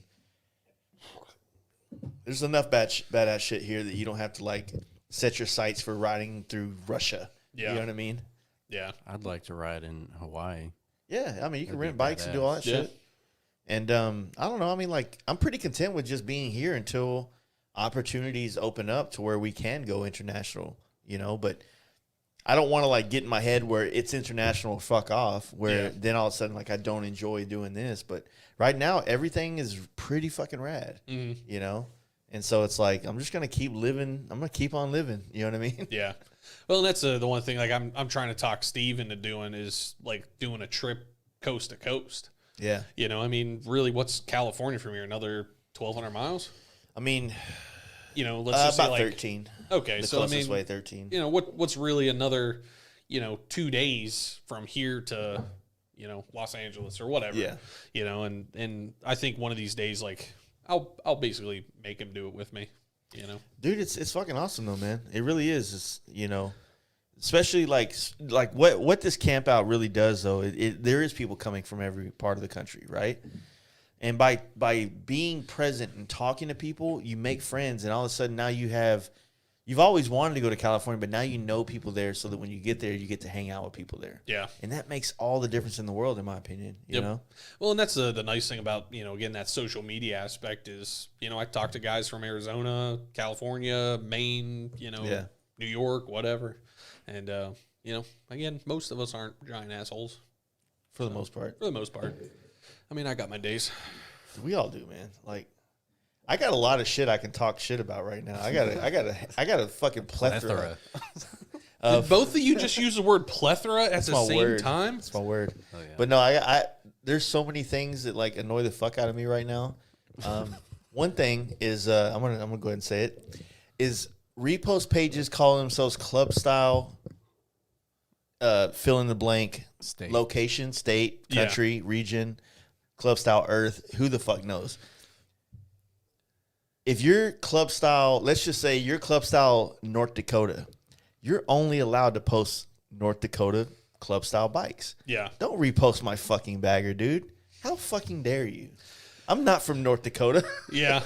I mean, I and that's the thing is, like, they're just trying to get followers, right? Yeah, because the repost page, and don't get me wrong, like, I mean, Proper Baggers is a repost page, but he is a dude in the scene. Yeah. There's a lot of repost pages that have a lot of, in my opinion, relevance to our scene.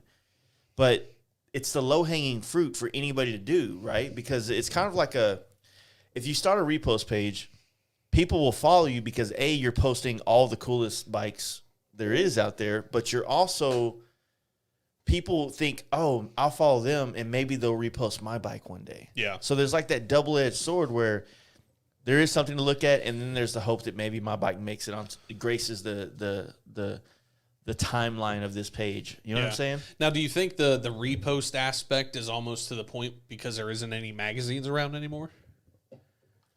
I mean, definitely. I mean, I've made the statement before that I think the repost pages are the new magazines because if I really want to know what's going on in the performance bagger scene, I know that Daniel at Proper Baggers is curating pretty heavily what's going on. Yeah. You know, whether it's parts or products or whatever. And also, I feel like Daniel is meticulous on what does get posted. He does on this allow shit. ape hanger performance baggers too, and I don't Really? agree with that. I don't know if I've ever seen one.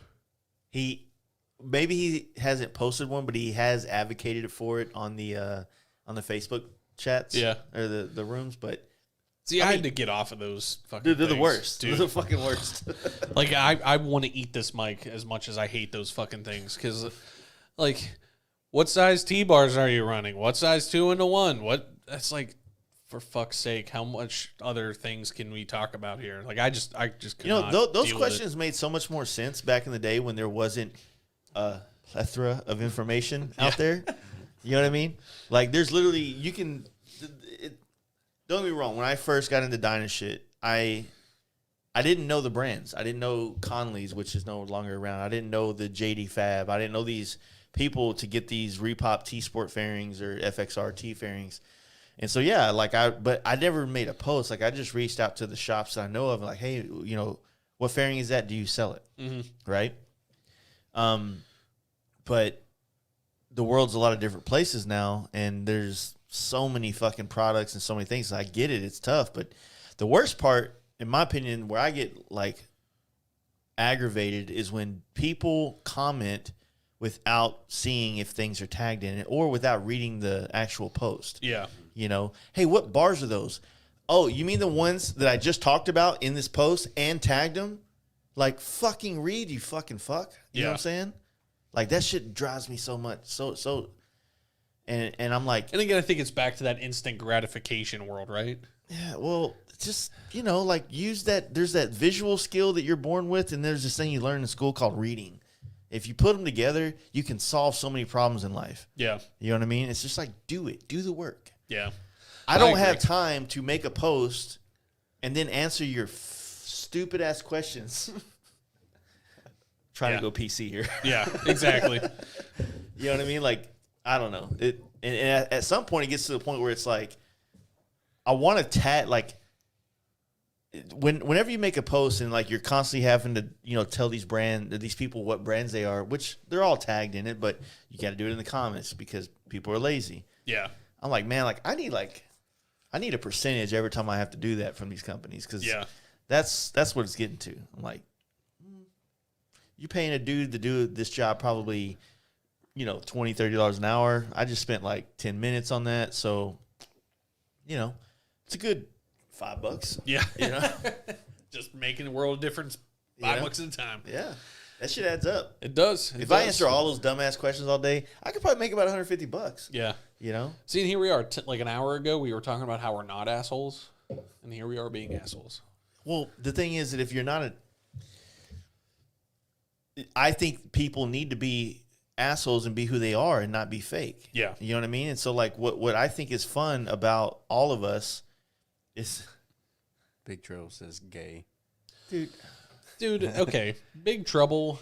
He's sitting passenger right now with Monty, so he's probably giving him a reach around or a handy right now. Let's be real. Yeah. I mean, I feel like, do you think Mark would at least spit on it? He's got some big hands, bro. He does. Yeah. But he's also older, so maybe he'd be like calloused. Yeah, just but he also has like an office job. He doesn't do anything really rough or hard in life. I mean, this is true. What did he comment now? Jetty says we are assholes. Whatever. Fuck Jetty. We're all assholes in our own right. But no, I think that what's fun about it is that people realize that like it's not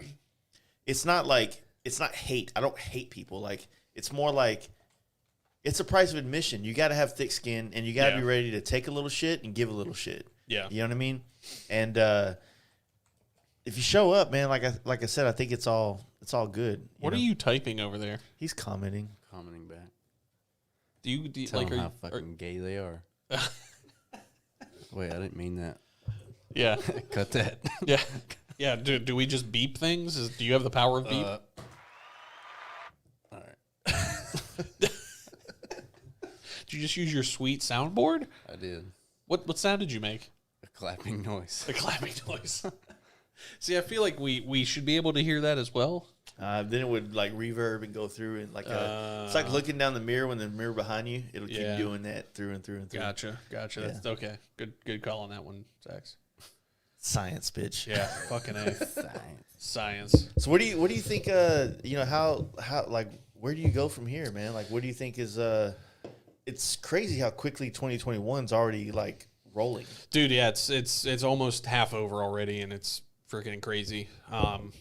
I don't know, this for Lucky Strike especially. I need to have a shot by, let's say, another couple months and be out.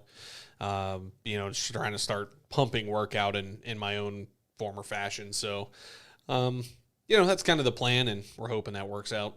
So, and the plan is to move Lucky Strike to Virginia Beach. Yeah, down into the Virginia side of the world. I just need to get out of the snow. Like Pennsylvania is the most depressing. Where's the snow line for the Northeast? Like most people just call it like Maryland-ish. Okay. Where like they'll still get snow kind of south, like into Maryland and Virginia, but it's not nearly as bad. Stay? Yeah. It's like they'll get ice a little bit, and they'll still have a winter-ish, but you get fucking 11 months of riding season. So like for Pennsylvania, the biggest problem with that state, and I mean I'm born and raised Pennsylvanian. Yeah. It's just gray all the time. It always rains. It's the most depressing place ever. Yeah, but I heard Pittsburgh was like revitalized and like super on the trendy up thing. Super dope place. Like Pittsburgh's awesome, but they're what is that, gentrifying the city. I love it. And keep doing it. Yeah, again, kudos, whatever. If you want to I'll pay $3 more so I don't get mugged. Yeah, exactly. But if you want to have like a $2,500 rent for like a studio in downtown, like party on with your bad self, But you know, the problem is it's There's levels to this shit, man. there is no doubt. But like the customer base is not the base of what I need to do. Oh, for sure. Yeah. Because like Pennsylvania in that kind of East Coast side of the world is still light years behind in almost every it's the aspect. Amish state. Well, hey, now one thing about the old Dutchies, as we like to call them, they will fuck your world up for ice cream. You ever need anything sharpened or polished? Those motherfuckers will take a piece of shit aluminum, stainless, and it'll be chrome finished by the time you're done. One of my favorite movies of all time is Sex Drive. Yes, it is. Seth, it's ridiculous. it's not Seth Rogen, but Seth Green. Yeah, his role in that movie. You know what movie we're talking about? All right, so it's on Netflix. You need to watch it. It's so fucking good. Sex Drive. Yeah, it's the dude drives a GTO Judge to go bang some chick on, like, back then. I think it was like MySpace or something, wasn't it? It was like a chat room kind of thing. And y'all aren't too far from losing. And I still got. There you go. And so you still got MySpace?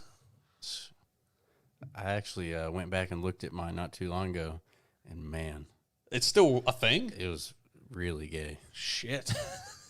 You don't say that. Yeah. Bleep it again. Bleep it again. But yeah, we are trying to cut all the slander words out of the podcast. That's fair. Yeah. Especially if you want to be like part of the corporate world. Yeah, you know the weirdest part about it is you don't want to like everything's taken out of context. Oh yeah, 1,000%. You know, like and even sometimes what's said on the podcast doesn't really have the context of the conversations or the situations that take place before and after the podcast. Mm-hmm.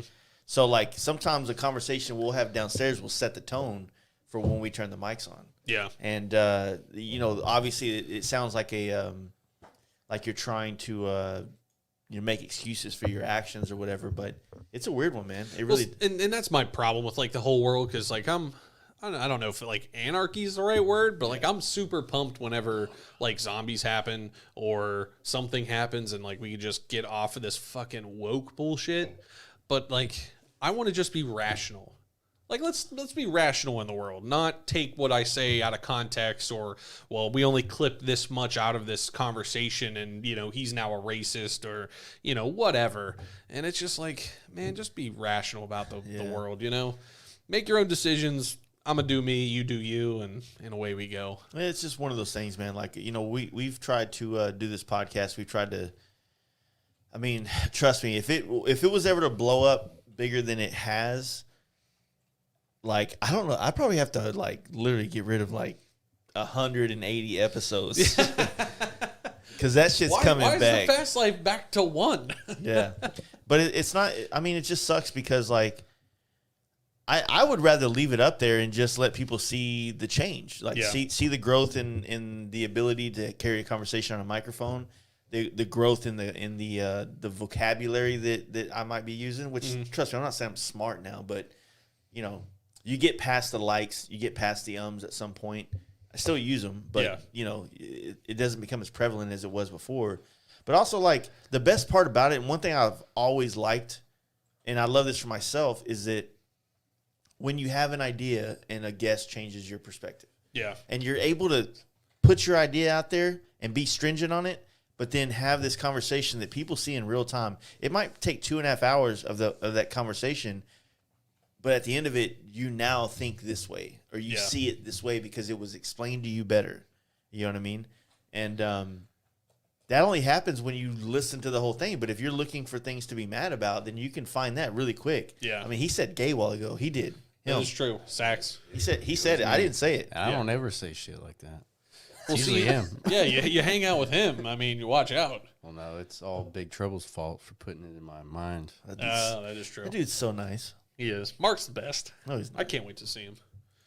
He said he can't wait to see us tomorrow. See? Yeah, so we're doing a podcast with him tomorrow. I have no idea what we're talking about. Oh shit! I'm going to put it right here. Okay. What you're going to talk about is all of the shenanigans that Mark and David have done. Yeah. And you'll have to ask him about, like, his, I don't know if arrests are the right thing, but his his bounty hunting type Yeah, thing. we'll call it bounty hunting because Mark's just a badass. But some of his stories, like we were just sitting around, just drinking and smoking and having a good old time. So I think he makes all his stories up. Even if they are, yeah. Yeah, so there's one time. Yeah, even if Mark makes all of those up, to make them up to that level, it was hilarious. Like, I can't wait for you to talk to Mark. You know what the biggest hilarious. problem is going to be? Is that, like, our relationship is now on a shit-talking level. Yeah. And I don't know if me and him are going to be able to have a real civil conversation. Yeah. Like, I without cannot wait. talking shit to each other. But here's the biggest problem, and, you know, I guarantee right now Mark is probably smoking. You don't really allow smoking in here. No, we do allow drugs. Oh, Yes. drugs, correct. But, like, Mark, I love you to death. But watching him smoke like he does, he's a fucking chimney. It is hilarious. So, like, you better have, like, 10 ashtrays. I told him, I was like, because he actually brought that up. It's like, hey, man, I don't know if I can sit in a podcast that long not smoking a cigarette. Yeah. I was like, well, then do drugs. That's allowed. Yeah, it's like, dude, don't smoke cigarettes. What is this, 86, dude? Yeah. You're gonna wrap this cigarette pack up in your arm sleeve, dude? Yeah. So calm in down. Daytona, we were all partying at Mark's Airbnb, and I swear to God, that dude probably drank 30, like, White Claws and smoked 10 packs of cigarettes. Yeah, I was like, he's Mark, gross. He is disgusting. Yeah, you are shellacked on the inside, buddy. That's why he looks like he's, 24, and he'll look 24 until the day he dies. Have you ever met Mark Norton yet, Sex? All the Dallas homies, like a couple, like Dragon and a couple of the homies have met Mark. Yeah, they did the down south camp out in Daytona, but he's a gem. He really is a gem. Mark is awesome. He is, and I'm excited. You know, he got a big ass Airbnb here in Dallas. Like I said, all you guys listening, do you know it's fucking Campout Week? It's Campout Week. It's Campout It's Week. Campout Week, dude. FLC4 week. Yeah. Have you guys created like hand gang signs yet? No. We got a hashtag though. Yeah, that's true. FLC4. And we're getting tats. Yeah, and shirts. I'm getting tatted up, dude. Fuck. I asked him whenever he said he was getting tatted, does that come with a staph infection from like the camp out? No. Staph infection. What do you? Yeah, MRSA. You just go bathe in the river. Yeah, you know? Yeah, in Oklahoma, I'm sure that'll be perfectly fine. Scott's an actual tattoo artist, and he's bringing like all sanitary shit. So, other than the fact that it's taking place outside, after the fact, I'm tattooing him. Oh shit, dude, and I don't wash my hands. Wait, I don't are you going to tattoo Sax? No, I don't know. I'll tattoo anybody that wants me to tattoo. I'll let you tattoo me. Can we pause the podcast? 'Cause I gotta pee. You can leave. I mean, all right, I'm out. It was a pleasure. I'm gonna ride back to Pennsylvania. You guys gave me all these moon tuckies. Moon. There's two O's in moon. Montucky, dadgummit. What everybody saying on that bitch? A whole bunch of like, hey guys, listen to your podcast. I love it. Ooh. Tyler Lobenthal. I don't know if I pronounced that right. He said he's riding down Wednesday from Iowa at 40 degrees. Oh yeah, there's like a cold snap going through the middle of the country right now. It's pretty insane. But hey, you gotta earn this shit, man. Yeah, you gotta earn it. Let's see. The other movies people were talking about. T-Bar Jesus. Mark said Beyond the Law. Yeah, that's with Charlie Sheen. It's a pretty good one though.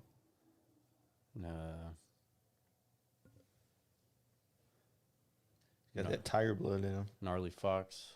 Watch some Isle of Man. Yeah, that's Isle of Man is that sport bike race, I think, and it's just like this big loop around an island. It's Isle of Man, I think, is what it is. Yes. And dude, these dudes are fucking ripping around like public streets, but it's a big loop and it's pretty intense, man. Yeah, they do like unlimited class sport bikes, and like they're legit. They're like fucking just, and then the wrecks are gnarly as fuck on that one too. Like there's a couple places that they were like racing out in the country, and I think it was 2 years ago that this dude lost control of his like 1,000cc bike, and he was doing about 200. Bike goes shooting off the road, and it was like tiered field. Bike's gone, like missing completely into the countryside. Holy shit! So yeah, if you've never seen the Iowa Man TT, it's It's dope. The thing is, like, there's like walls, and they'll be doing like knee on the ground with their head moved around so they're not scraping on the wall to go around a corner. It's fucking intense. Yeah, and there's like bumps and stuff in the road, and they'll jump their bikes. Yeah, because they're going so goddamn fast. Where can I watch this? YouTube. What's the cost of something like this with my own helmet? Like, fuck me, man. Yep. 40 times a day. 40 times. I feel you, man. Yeah. Yeah. It's and then do you get the ones that say I really want all of this but yellow or pink, and it's like they're asking you to blatantly copy the same design. Yeah. Well, Just you know, different colors. sometimes you get people that do want that, but you know the one. So on that note, like, I think maybe we should talk about it, because this is something that's always drive me nuts about, like, customers that think that if you have X bike, let's say you have a performance bagger, because that's kind of the new thing, right? And you decide to paint it different blues, and then somebody else paints their bike different blues. They did not copy you. True. It's not the same thing, right? Like, you're not that important of a person, Yeah. right? That's just the most common. It's like one of the most common colors in the world: blue, red, gold. There's a reason why these colors pop up, right? If you want to find, everybody's always hitting me up going like, "Hey man, I want to do something no one else does." I'm like, so Brown. Yeah. well, I mean, no, brown's a popular color. You've done some badass root beer colors. I mean, and that's the thing is, like, I tell a lot of my customers, it's all been done. Like, there's not a single color that's not known, that's not been put with another color. Yeah. That I've not put with another color. You know, I got nothing. There's like, when it comes to the color department, don't try to pursue an idea because no one else has done it. Just pick the color you fucking like and run with it. You know what I mean? Yep. And see, I think a lot of customers too, like, you know, the ones that I enjoy the most are the ones that give me the creative freedom to do stuff. But, like, have you had one of those customers that brought, like, the wife's nail polish or the marker from the Prismacolor fucking kit, and they go, I want this? I haven't had that happen to me in a long time because I nipped those in the bud. But sometimes when you do bikes and people are trying to powder coat their shit to match the paint, I've always had an issue with that, because realistically, and that's why I used to be, I don't paint as many bikes as I used to, but I used to, like, try to get involved in their entire bike building process. That way everything was really cohesive together. Yeah. And sometimes when you're trying to match powder coat and paint, powder coat has a limited window of availability unless you have something finished paint that they can go match. Yeah. And see, like, that's why I usually start with the powder coat. Yeah. Because you can't tint powder coat like, you know, you or I could tint paint. Yeah. And I told a customer that we're doing a bike now for, I was like, pick out your powder coat and give me a sample. Yeah. And I could make the paint match the powder coat at that point. Because I don't like that responsibility. Well, it's true. I would rather them just. But like, if you hand that person if you want your frame painted or your frame to match, fucking paint it like a man. I agree, but you know as well as I do that everybody wants to powder coat, or like now Cerakote's the big thing. It's like Cerakote's great because that's not going to be in the paint. Correct. It's just going to be contrasting with it. But I usually have to still match the Cerakote or powder coat somewhere in a paint job. It always comes through like that. And so this is what I do, and I'm gonna sound like an asshole. I'm not gonna get any more customers. I usually tell them whenever it starts getting super complicated like that, I'm like, look, man, I'm not interested anymore. Yeah, you know, like I love being part of big builds. They're gonna be badass, but when it comes to all these hoops and stipulations, and I got to try to I try to tell dudes, like, you want me to paint this helmet to match your stock fucking Harley Davidson color? Why are we playing this game, man? Yeah, like. Really? Are you always going to leave it stock? Or you're not going to buy the new one when it comes out 2 years from now? Just paint the fucking helmet the way you want a paint job. Yeah. You know, like, no one's going to... Are you that worried about your identity that if somebody walks in and goes, hey, man, your helmet doesn't match your bike? And you're like, oh, man, fuck. Yeah. See, I don't ever paint a helmet to match my bike, ever. This shit's... The thing that sucks is, like, some of my closest friends, James, Bigwell, Cody... They're trendy as fuck. They match all their shit. Their shoelaces, their underwear probably matches. But me, I'm like I literally painted my helmet that I'm running now like my last paint job. Yeah. And I'm running it on this bike.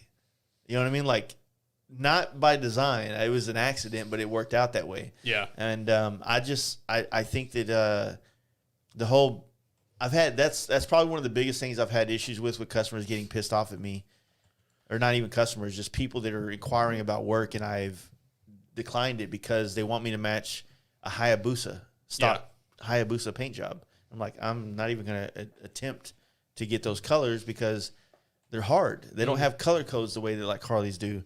And then they got color right. Yeah. That paint sucks. You know what I'm saying? Yep. Well, and even then, like some of Harley's colors, they're proprietary and you can't even match them. Or even if you do get like the Harley paint from the dealer, they usually don't match either. Yeah. And like I said, like I got no problem making a color because like I'm fortunate in the route that, you know, the paint system that I use, I have a color box. Yeah. So like, and again, for everybody listening, a secret behind the curtain, if you will, is 9 times out of 10, whenever I do a custom paint job, half of them are OEM colors because you're going to crash your bike. You're going to back it out of the trailer and lose your footing, and you're going to drop the motherfucker. I tell customers all the time, I will rarely ever make a one-off custom color for your bike that you intend on riding. And I've had customers look at me like, you know, what do you mean? Like Harley's Atomic Orange that's on like those CVO Road Glides that had like the stripe and like the granite gray color. Yeah. That Atomic Orange, I found a Nissan like Elantra color that is identical to it. And I'm like, dude, I just use this code that I have a formula for to paint your bike. And almost every time I have a paint job that looks custom, I can match any of that at any time in case something stupid happens. Yeah. And again, I use OEM colors all the time. Why reinvent the wheel? So what do you think about, like, you know, we were kind of talking about this downstairs, and I felt like we needed to kind of address it. Like, performance baggers is the new rage, but painting them is still kind of, I think, and don't get me wrong, there's a lot of people painting performance baggers, but they come to mind, myself, you, Insta having Kyle. Who else is really doing like really high end paint on these baggers? Yeah, there really isn't too many. I don't think right now. Yeah. You know, I mean, any painter can paint a performance style bike. I mean, true. You know, look at the Indian that Kyle did with Poland and Springle and all them guys. I mean, the bike's dope as hell. Badass, yeah. But, you know, at the same time, I think this performance bagger thing is getting to the point where, again, kind of like big wheel stuff, it's all been done. Yeah. You know, carbon fiber's been done. The inverted front ends from Big Bear have already been done. You know, everybody's already put every single wheel on a performance bagger. It is what it is. Mm-hmm. But it's now getting to the point where, like the big wheels were, paint is what's going to separate you from, again, that fully carbon fiber road glide that's sitting beside you. But at the same time, it's people don't realize how much money's going to be invested into a performance bagger. I mean, I remember when I first started building my road glide, I was like, man, I'm not going to have the big wheels, not going to have the air ride, not going to have any of that stuff. I'm so deep into that bike that it's blown my other bikes out of the water. Yeah, but 100%. Handles a million times better, stops a million times better, rides a million times better. So, you know, but it also has a $20,000 paint job on it, you know, with $8,000 worth of carbon fiber on it. So, you know, I think that paint side of the performance baggers are going to be kind of that next part where guys are going to have to start painting and detailing out a bike that they're going to have crazy money into. Yeah. You know, and it is what it is because, you know, it's kind of that black street glide, you know, mentality. Yeah, you might have carbon fiber on your road glide and be fully carbon fibered out, but it's the same identical bike that I've seen 100 other times on Instagram and social media, you know, and, you know, the red carbon bike that we did for Daytona, I mean, it was pretty much the only one there that, you know, had a real crazy nice paint job that was to kind of a show bike level. Well, that's kind of where like, as we kind of move into, you got something? Oh, no. As we move into like the more show aspect of these bikes, which, you know, people are going to argue that they're not supposed to be for show, and that's, I agree that, but at the same time, like, it's part of motorcycle culture is bike shows, right? So if you really want a unique bike now, it isn't going to be about like which Santoro crash bar you bought. Yeah. You know what I mean? It's going to be more like, how did you personalize this past the off-the-shelf parts that you bought? Yeah. Because it's not like a fabricator's ball of a platform, right? Correct. You know, like the most fabrication that's going on these bikes is the tanks like what you offer. Yeah. You know? And that's the big thing is, you know, again, these bikes for the most part are bolt-on, you know, parts. Now, granted, they make those bikes a million times better than stock. For sure. But, you know, again, you're not having some lunatic putting on 500 pounds of fiberglass to fiberglass bags differently or fucking, you know, trying to cut your neck and weld it back together exactly. and hope you don't die. Yeah. And that's where I think these guys that are coming from that world are trying to make it into the performance side of it, where they're trying to almost. Did you see those side covers that like they cool your brakes? Yeah, I did, and again, kudos. What? I'll never run them ever. It's a joke, dude. It is so. It's a joke. So let's put it this way: my firm belief is that if you need your rear brakes cooled that much, you got problems. Yeah, you're not riding it right. Exactly. So, but again, it's one of those things where it's that company is not a performance-based company, in my opinion. And, you know, again, it's just one of those things where paint's going to have to be that separator, in my opinion. Yeah. And, you know, then guys go, well, if you're going to paint it real nice, you know, you're not going to ride it the way that it's supposed to. Hey, your bike, my bike, they're... Instab and Kyle's bike. Yeah, Instab and Kyle's bikes. I mean, I could give a fuck less about what paint job's on anybody's bike, but I'm going to beat the shit out of it just as much as anybody It's a new version of fuck you money is what it is. Now, fortunately, I don't think myself or even yourself can afford yourself. Oh, fuck no. You know what I mean? Yeah. Like, there's been times where I laugh whenever, like, have you ever handed somebody a quote and be like, they're not going to pay for this? And then they do, and you're like, well, fuck me. Yeah. Like, 2 thumbs up, you know? It's a weird one, right? Because we are painters, we're able to do things on these bikes that I can't afford myself, right? But at the same time, like, I also drive a cash car Lexus. Yeah. I don't have I'm not rich. You know what I'm saying? Like, it's just what I do. If I was a mechanic, my motor would probably be more than I can afford because I have that ability. But when it comes to these bikes down the line, and as this scene continues to grow, if people, you know, buying carbon fibers, the reason why I was bringing that up is because we had this conversation before, but when dudes lead off the conversation of, I'm building a performance bagger, I want to do paint, I just bought all the carbon fiber for it, how much to do paint jobs on it?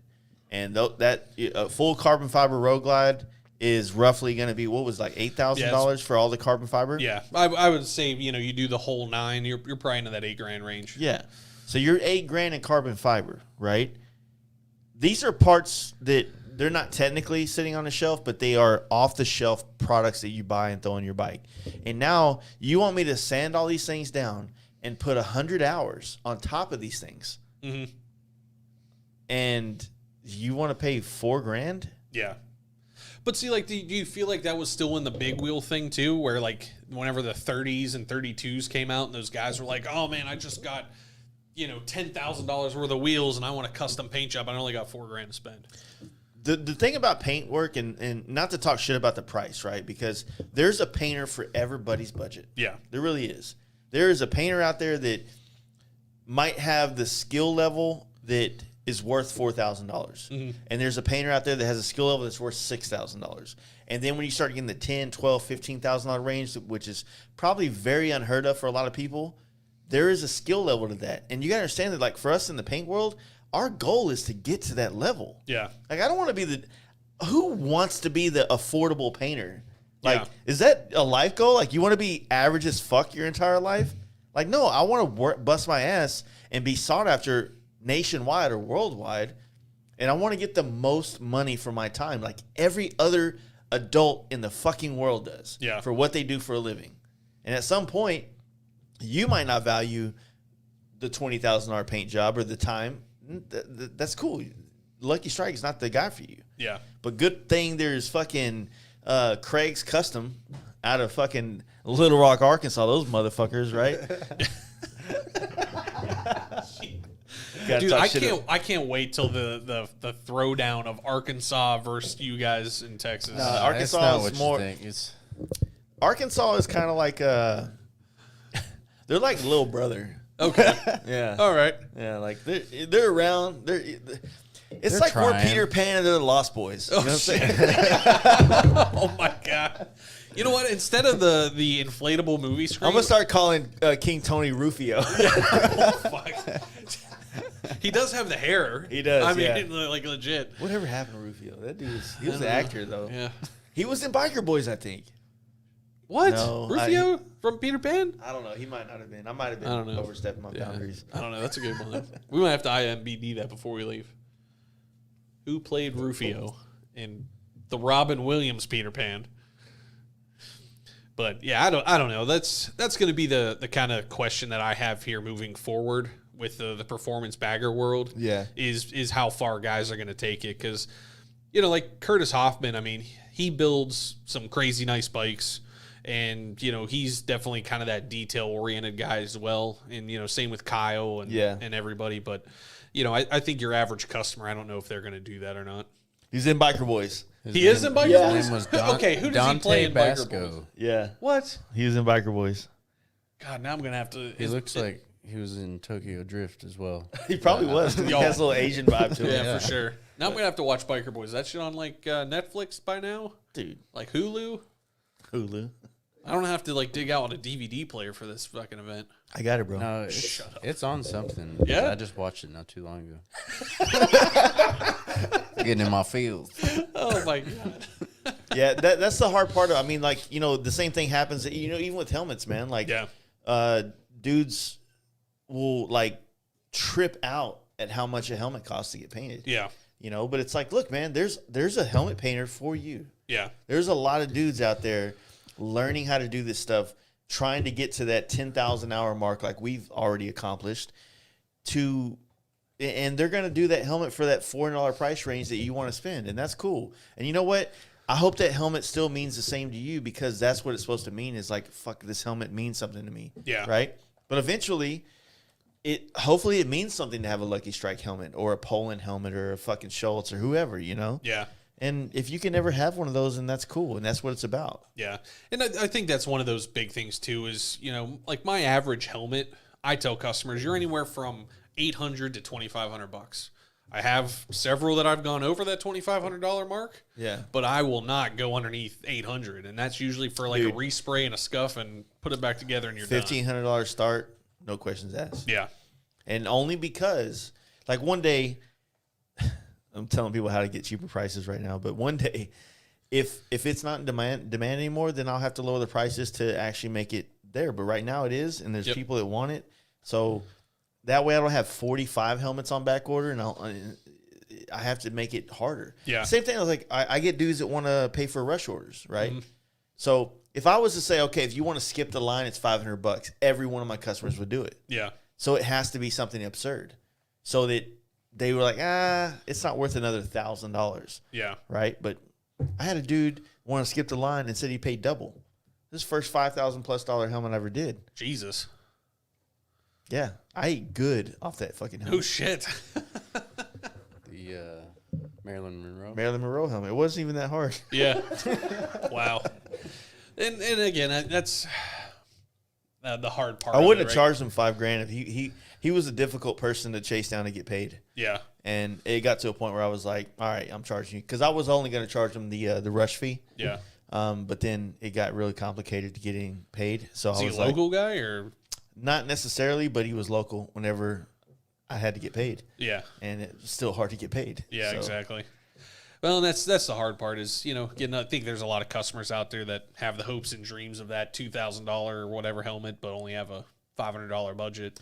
The other thing is there's painters out there that dream of one day getting paid to do a $2,000 helmet. Yeah. And I'm stoked that, there was a point in time where I was dreaming of getting a $10,000 bagger paint job. Yeah. And once it happens, it's like, fuck, that's a lot of work.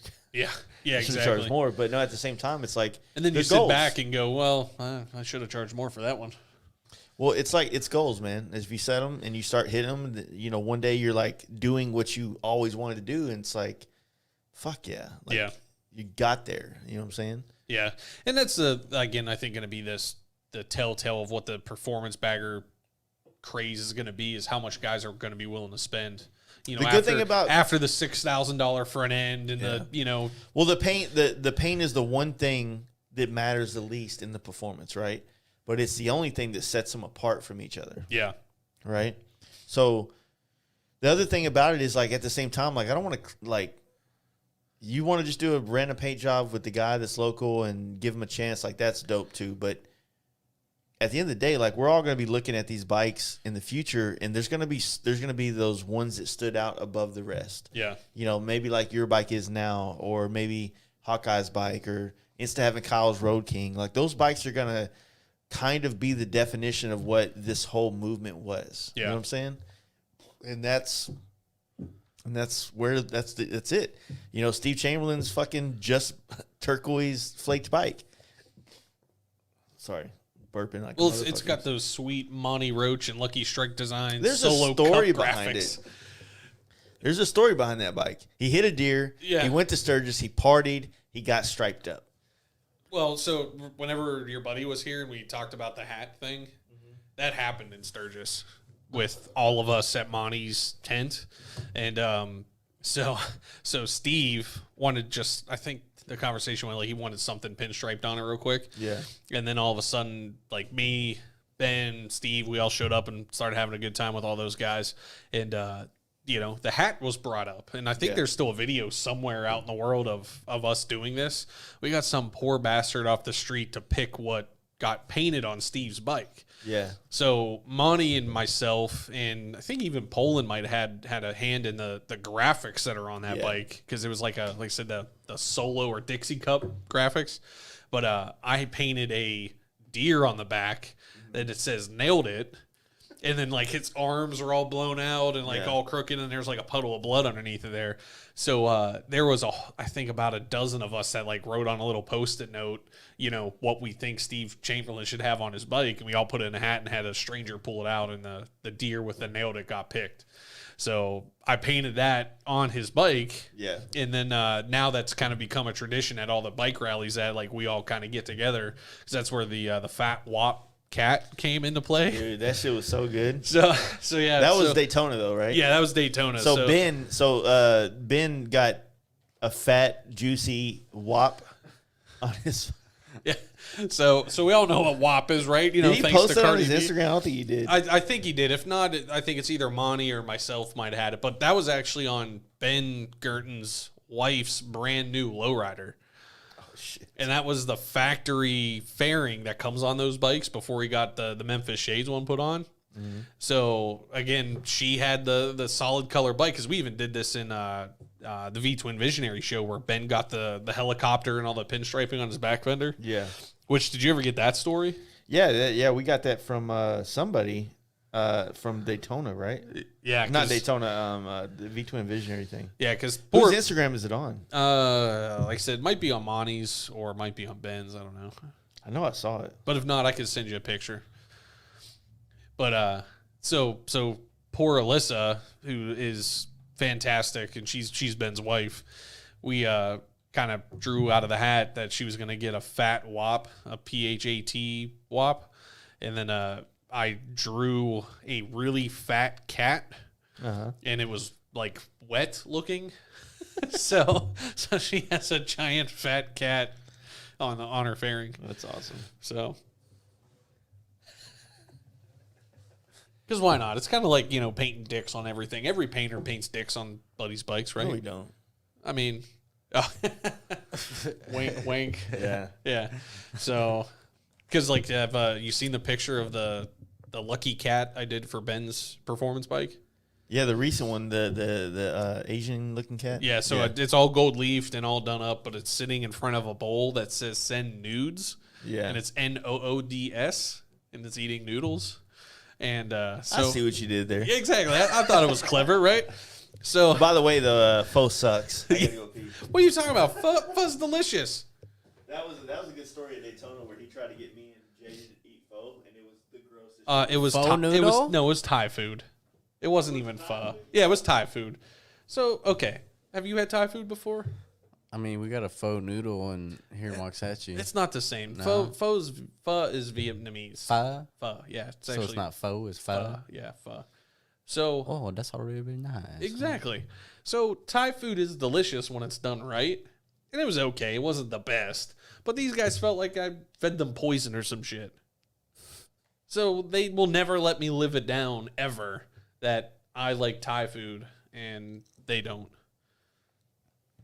You gotta experience new things. Exactly. Like, do you guys in Texas not have Thai people? I mean, we've got a little bit of everything. I mean, I could get a taco every 5 fucking feet, in Texas, it seems. Oh, I mean, you'll get the best tacos here. No doubt. Like, I'm super pumped for breakfast tacos tomorrow. We're who you going with? I Where you have going? my best friend. I got to do some work in town, and he said he's got like Oh, the you best said it. taco joint over by the airport or some shit. Where'd you say he was at? Addison. Addison. Okay. Yeah. That's a real nice little part of town. Yeah, exactly. But I mean, again, where's the Thai joints? Thai's delicious. There's like a. It's spicy spaghetti. I can't remember where this is at. It's either. It is. It's delicious. Maybe Jace will know, but there's like a whole fucking Asian like block. It's got like a whole strip of places that's all Asian and Where? even a marketplace. In Like Dallas? in the Arlington area.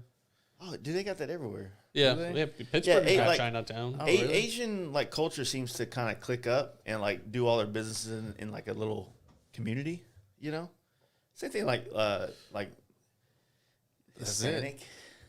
I've never seen no. Dude, you go to Royal Lane in Dallas.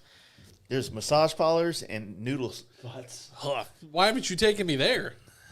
'Cause Like, I don't even go there. Yeah, I mean, I could get a Dude, the scariest people I'm done with are massages, Asians, dude. but like I'd fuck up some noodles. It's like I'll go fuck around in the hoods of the hood in Dallas and feel fine, but Asian like hoods are weird, dude. Like that shit is sketchy. I mean, I feel like all Those they dudes do. cut their fingers off. What? Yeah, just like I fucked up, bro. Here's my finger. They cut their fingers. Yeah, did you ever seen like Chinese movies or Japanese? I don't know. All right, well, I don't know what kind of movies you guys are watching. I don't know. That Wow. movie. Are you gonna make Sax cut like a finger off if he fucks up another helmet? You just be Santa with nubs. Nubs. So back to my Thai question. Have you ever had Thai food? I don't know. Yeah. All Maybe. right. I'll have to find like a good Thai joint in Dallas and just like make you guys. Ben eat sent it. the picture. Fat Wop. You seen it?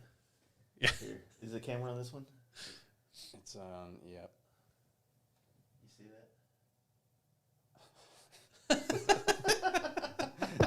So I and God bless Monty Roach, who is a fantastic pinstriper and a good friend, also in the performance bagger world.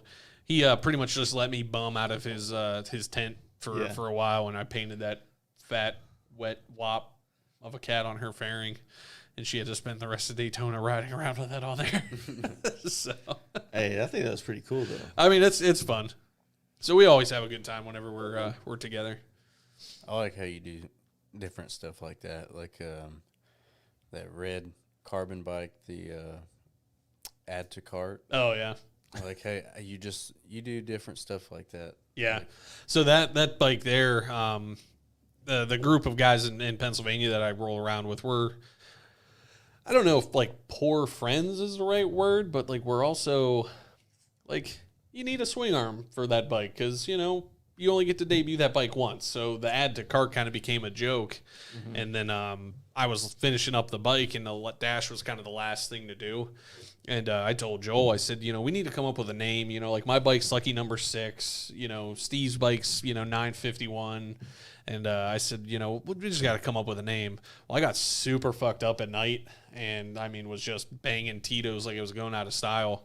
And I sent him a message, and Joel sleeps like an old man. Like he goes to bed at fucking like 8:30, and it was like 2:00 in the morning. I'm like, hey, I'm gonna make your bike add to cart, and I sent him a picture of the Amazon add to cart logo, and I was like, I'm gonna just do this, and I was originally gonna wait to do it until he said yes or no, but I was super drunk and I did it without him really approving it. So luckily it all worked out.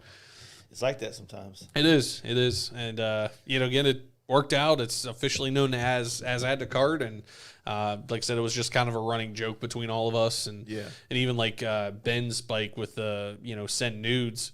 We went to get some Asian food in Richmond, and that restaurant had a lucky cat painted on the side, and it was just made me laugh, and I was like, we should Jay said, "Fuck your dirty water noodles." See, everybody got problems with these Dirty water. Like I said, we will be 100 years old, and you guys will never let me live that one down. No, the thing that sucks about that whole night is that we tried to do a drunk cast, right? That was something we talked about quite a bit. We did. We did do that. But so originally in the podcast world, or when we started doing this, we did a podcast that we called the Drunk Cast.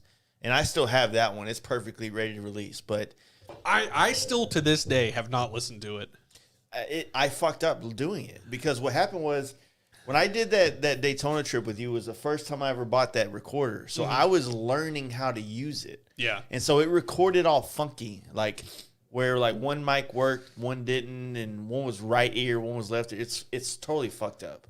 So releasing it would be like... It would be tough. Yeah. Right? I don't even care about releasing it. I just want to hear the shenanigans that we talked about. Well, me and you talked shit about a lot of painters. We did. A lot of shit. Yeah. Because we just went to the Perowitz paint show that day, and it was a fucking joke. Yeah. Not the show, but the bikes that were in there. Yeah. They were winning, And we had a very opinionated thing. And then Jetty literally...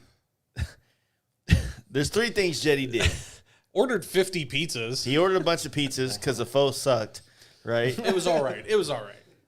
Then he couldn't be still. He has fucking ADD, right? He couldn't be still and sit there and do a podcast. So he kept walking around the house. He was wearing his helmet and drinking his beer through his helmet.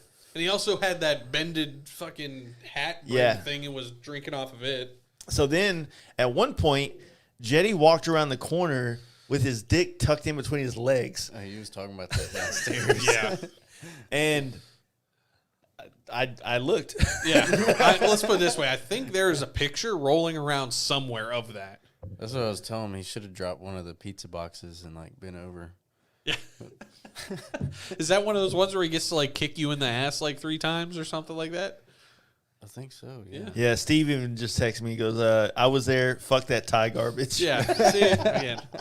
There. But you should text them back. We had Thai food with Ben, and he liked it. Don't even let him front. Ben's messaging me too. Let's see what Ben's got to say. Don't even front. I'll try it out with you, Jeremy. Yeah. Ben likes Thai food. Me and Ben are on that same wavelength. Shout out to my PA boys and Ben. So, what's Ben say? Oh, He likes Thai it was food? different. Ben. It was an Australian Ben. Oh, gotcha. Yeah. There's too many fucking Bens. We Yeah. need nicknames. Motherfuckers are earning nicknames at Camp Week. Yeah. I mean, I agree. I pride myself that I've given at least 5 nicknames to friends, and I'm proud of it because now I did give Jetty Black Jetty. You did. I did do that, but it was also your help with whoa Black Jetty. Yeah. Yeah, we definitely sang that super drunk. And then I gave Dragon his nickname. Well, no, he gave himself his nickname, but I got him to change his Instagram. So, Yeah. I'd call Ben my dad.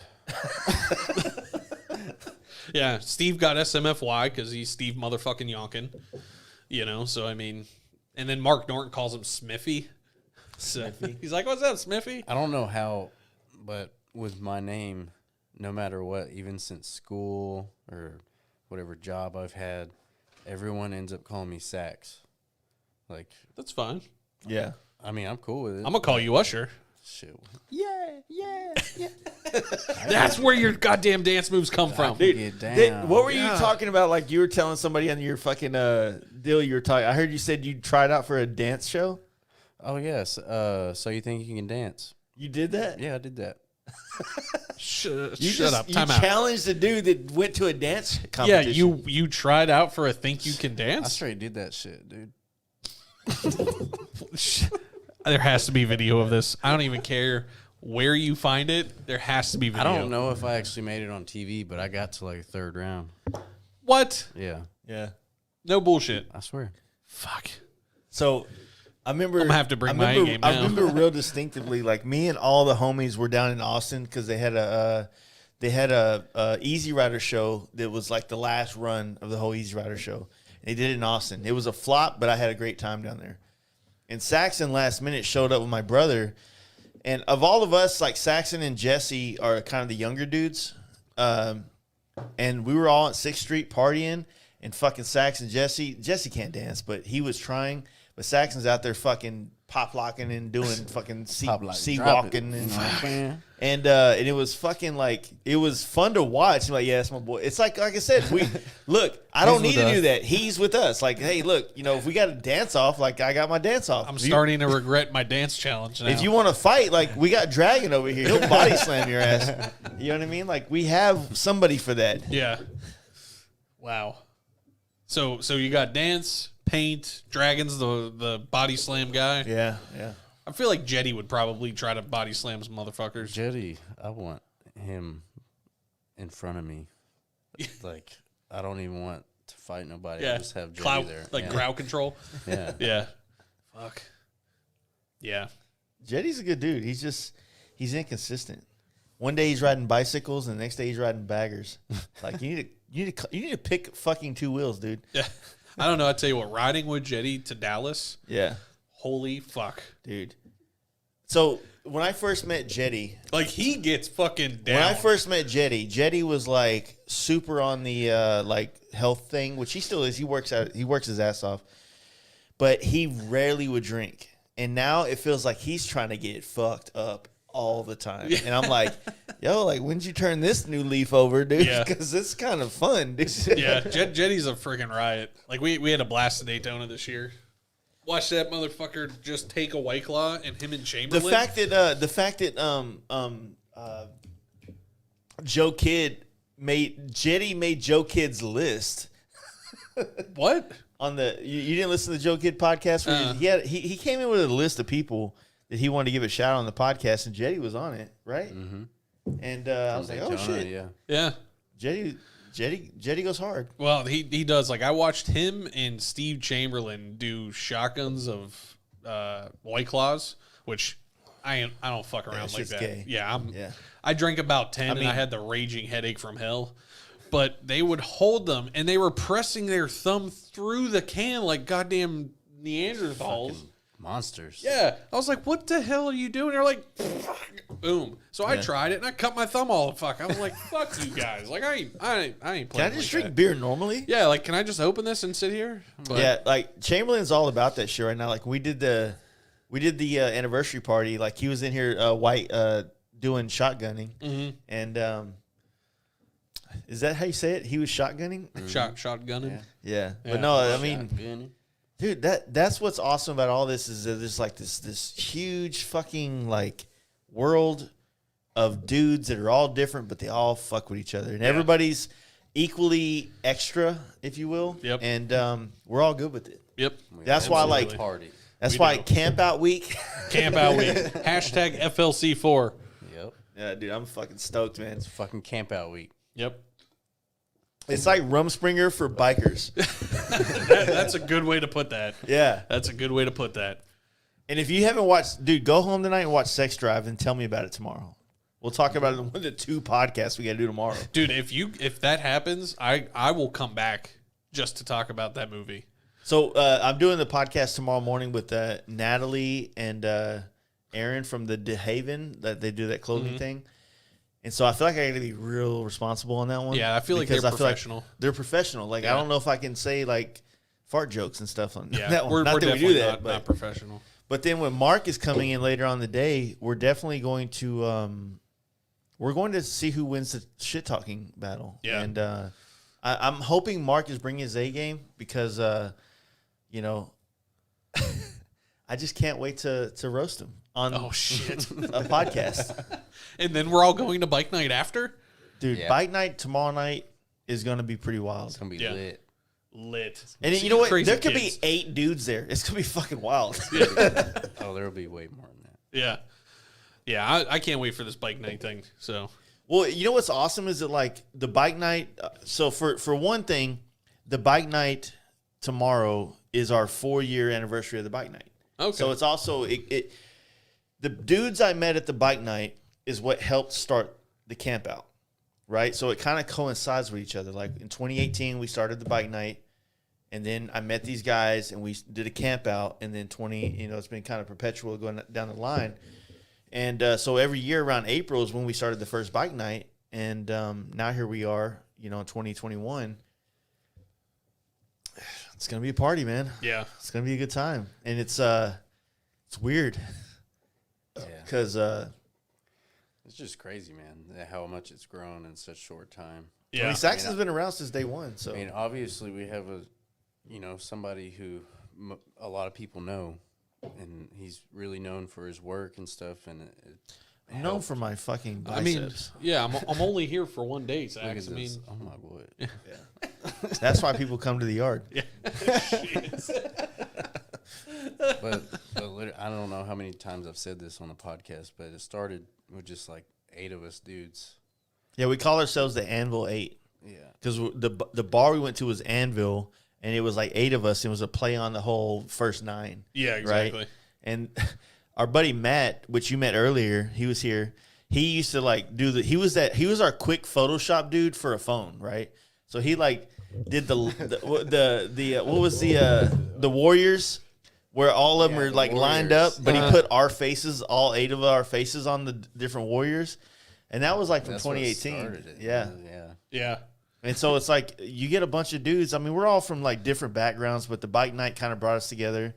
And then, I've said multiple times, like I was already traveling on bikes. I mean, we didn't know each other, but we knew of each other back in the big wheel days. Yeah. And we were, I remember, it's funny because I got to spend a lot of time with my buddy in NorCal. And I remember I would go to NorCal, and we were always on Instagram. He was the guy that was always pushing Instagram to me, right? I didn't really care about it at first, and then he was the one that kind of pushed me to do it. And we were talking, and I was like, every time I thought I was doing the sickest shit, I remember distinctively I was flying to NorCal to paint bikes, and me and him would talk all the time about, we're fucking killing it. And I remember showing him your Instagram profile and going, fuck, man, this dude's got like 1,000 followers. He's fucking raw. And this is like 2015 or 16 and shit. And I'm like, this is bullshit. Like, he's so much better than us. And we're like, we have more followers. It's not fair. It's not fair. Yeah, I mean, that's the one thing. Like, I remember meeting you for the first time at SEMA. Yeah. That was 16? Yeah, 16 was the, yeah. Because I think you were with HOK. Yeah. And I was with PPG. Mm-hmm. And I remember you had like the HOK button down, and, had this shit was so gay. The tag and everything. And I remember talking to you and having a, getting good time. My wife was with me at that time. Yeah. And, 2 like-minded guys just talking about paint. And I remember you leaving, and one of the PPG execs came over to me. It was like, who were you talking to from House of Color? I'm like, oh, it's just one of the painters that I follow, and, like his work and all that stuff. And he's like, well, we can't really have that, where you guys talk together. And I'm like, fuck all of them people. Like, I'll talk to anybody that sprays anything. I could give a fuck less. And at that point, I was like, man, like, this is fucking cool. Meeting other people at SEMA from all the different paint manufacturers that paint whatever. You paint cool shit, you paint cool shit. Like, I guarantee I follow you if you paint cool stuff. I mean, same thing for me, man. Yeah. Like, I follow a lot of painters, simply because I think they're badass. And, like, when I started doing this podcast, it became less about, like, myself and more about, like, finding people that did cool shit to bring on here, because I can only tell my story once. Yeah. You know what I mean? But, in the paint world, like, and I've struggled with this heavily because I'm a painter that's more famous in motorcycles. Yeah. You know what I mean? And I don't think I'm the best painter, and it's not even about being the best or whatever. It's just like, I think I'm good, right? But I get nothing. I get no love from the paint world. Yeah. Because nobody does. I'm not like doing the whole fucking like, hey, give me a filter, give me a fucking air hose, give me like this jerk off fest of dudes that like, I try to tell these painters to have fucking dignity and stand behind, like, do your value. You're valuable. Yeah. Like you have a skill, and motherfuckers keep hitting you up on Instagram asking you about your products. That is fucking a commodity. That is you having a skill that is valuable to a company, right? And they don't want to pay you for that shit. because you motherfuckers are running around SEMA doing shit for free all goddamn day, and you're wondering why you don't make any money in the paint industry. Yeah. That was the weirdest thing for me. All my heroes in paint, when I finally met them and realized they're all broke. Yeah. I mean, I don't think there's really any painter in the world that really is a millionaire. Maybe except for like Dean Laux, but he paints like ginormous Prevost and buses and, I mean, crazy shit that I have no desire to ever paint in my life. But I don't know. At the same time, like, why, you know, that's what I thought whenever I started meeting all my heroes in the custom paint world. I'm like, all right, they're all struggling in one form or fashion or the other. Like, well, why are they struggling when I've been hearing about these dudes through publications and ad campaigns for the last 10 years? Yeah. So they're doing shit pro bono, which is what artists do. Yep. Like, oh, yeah, exposure. Yeah. Air quotes. And that's the one thing, like being in the corporate side of it with like PPG is, you know, the seeing behind the fucking curtain, you know, opened my eyes for a lot. Yeah. And, you know, whether it be product selection or whatever. And, you know, I'll say it right now and can give a fuck less. PPG, you know, whoever, Valspar, any of these big companies, they, at the end of the day, they don't care about the end user. I mean, they truly don't. It's all about making money for their stockholders, and we're just the ones that do it. Yeah. And, you know, I've gotten to the point where, you know, I have a lot of guys that whenever they found out I left and, you know, PPG, meaning just separated, they asked me what I would spray. And I said, really, to be honest, it doesn't matter what the paint company is. It's based on who's going to service me the best, what the price is. Yeah. After that, paint's paint. I don't care if it's Axalta, Valspar, Matrix, Sherwin, Williams. I mean, if it's intended for automotive, you can spray PPG just as well as I could spray Matrix. You know, it doesn't matter. But it's where, you know, what colors do they offer? What, you know, the intricacies of it is what kind of boils it down. And, you know, sadly, it's just to the point now where all of the companies are just after the biggest buck that they can get the quickest, like every company is. But I mean, that really fucks us in the custom paint world. 1,000%. Like the PPG side products of are the not world, made for us anymore. They're made for production line correct stuff. So it's like doing a custom paint job in 2021 is finding old products now that are usable for custom paint that aren't as quite. It's not. It's like I've wholeheartedly believe that our industry as custom painters is going to get so dwindled down. It's a booming business, right? Like there's a lot of people want to get into it, and it's a demand, but it still ain't the same demand as like fenders getting repaired and blended. Yep. Right. And that's the thing is like people are paying for our services, insurance is paying for the other, and that's where, you know, the bigger companies are chasing that money. But the problem is with this business right now is on that side, the paint manufacturers are getting their hands just chopped off. Because these shops, and kudos to them, I do the same shit if I was in their position, is they're going to these paint manufacturers going, I do $10 million in business. What are you willing to give me off for me to use your product? Yeah. So now these paint manufacturers, whenever I got let go, the highest I heard of a discount was almost 65%. Holy shit. So the paint manufacturers aren't making as much profit. So how do they do it? Well, now they're getting rid of products because they don't have to manufacture them anymore. They're getting rid of personnel or training centers or whatever to sub that in. So the argument that I have is why the fuck hasn't House of Colors stepped up and become the dominant force in the custom paint industry? Problem why is are they who owns House of Color? Exactly. So why, you know, and unfortunately, like I'm fucking myself by even having an opinion about it, but at the same time, it's like, you know, Matrix and House of Color are the same brand, right? Valspar, Sherman-Williams owns Matrix, Valspar, House of Color, all this.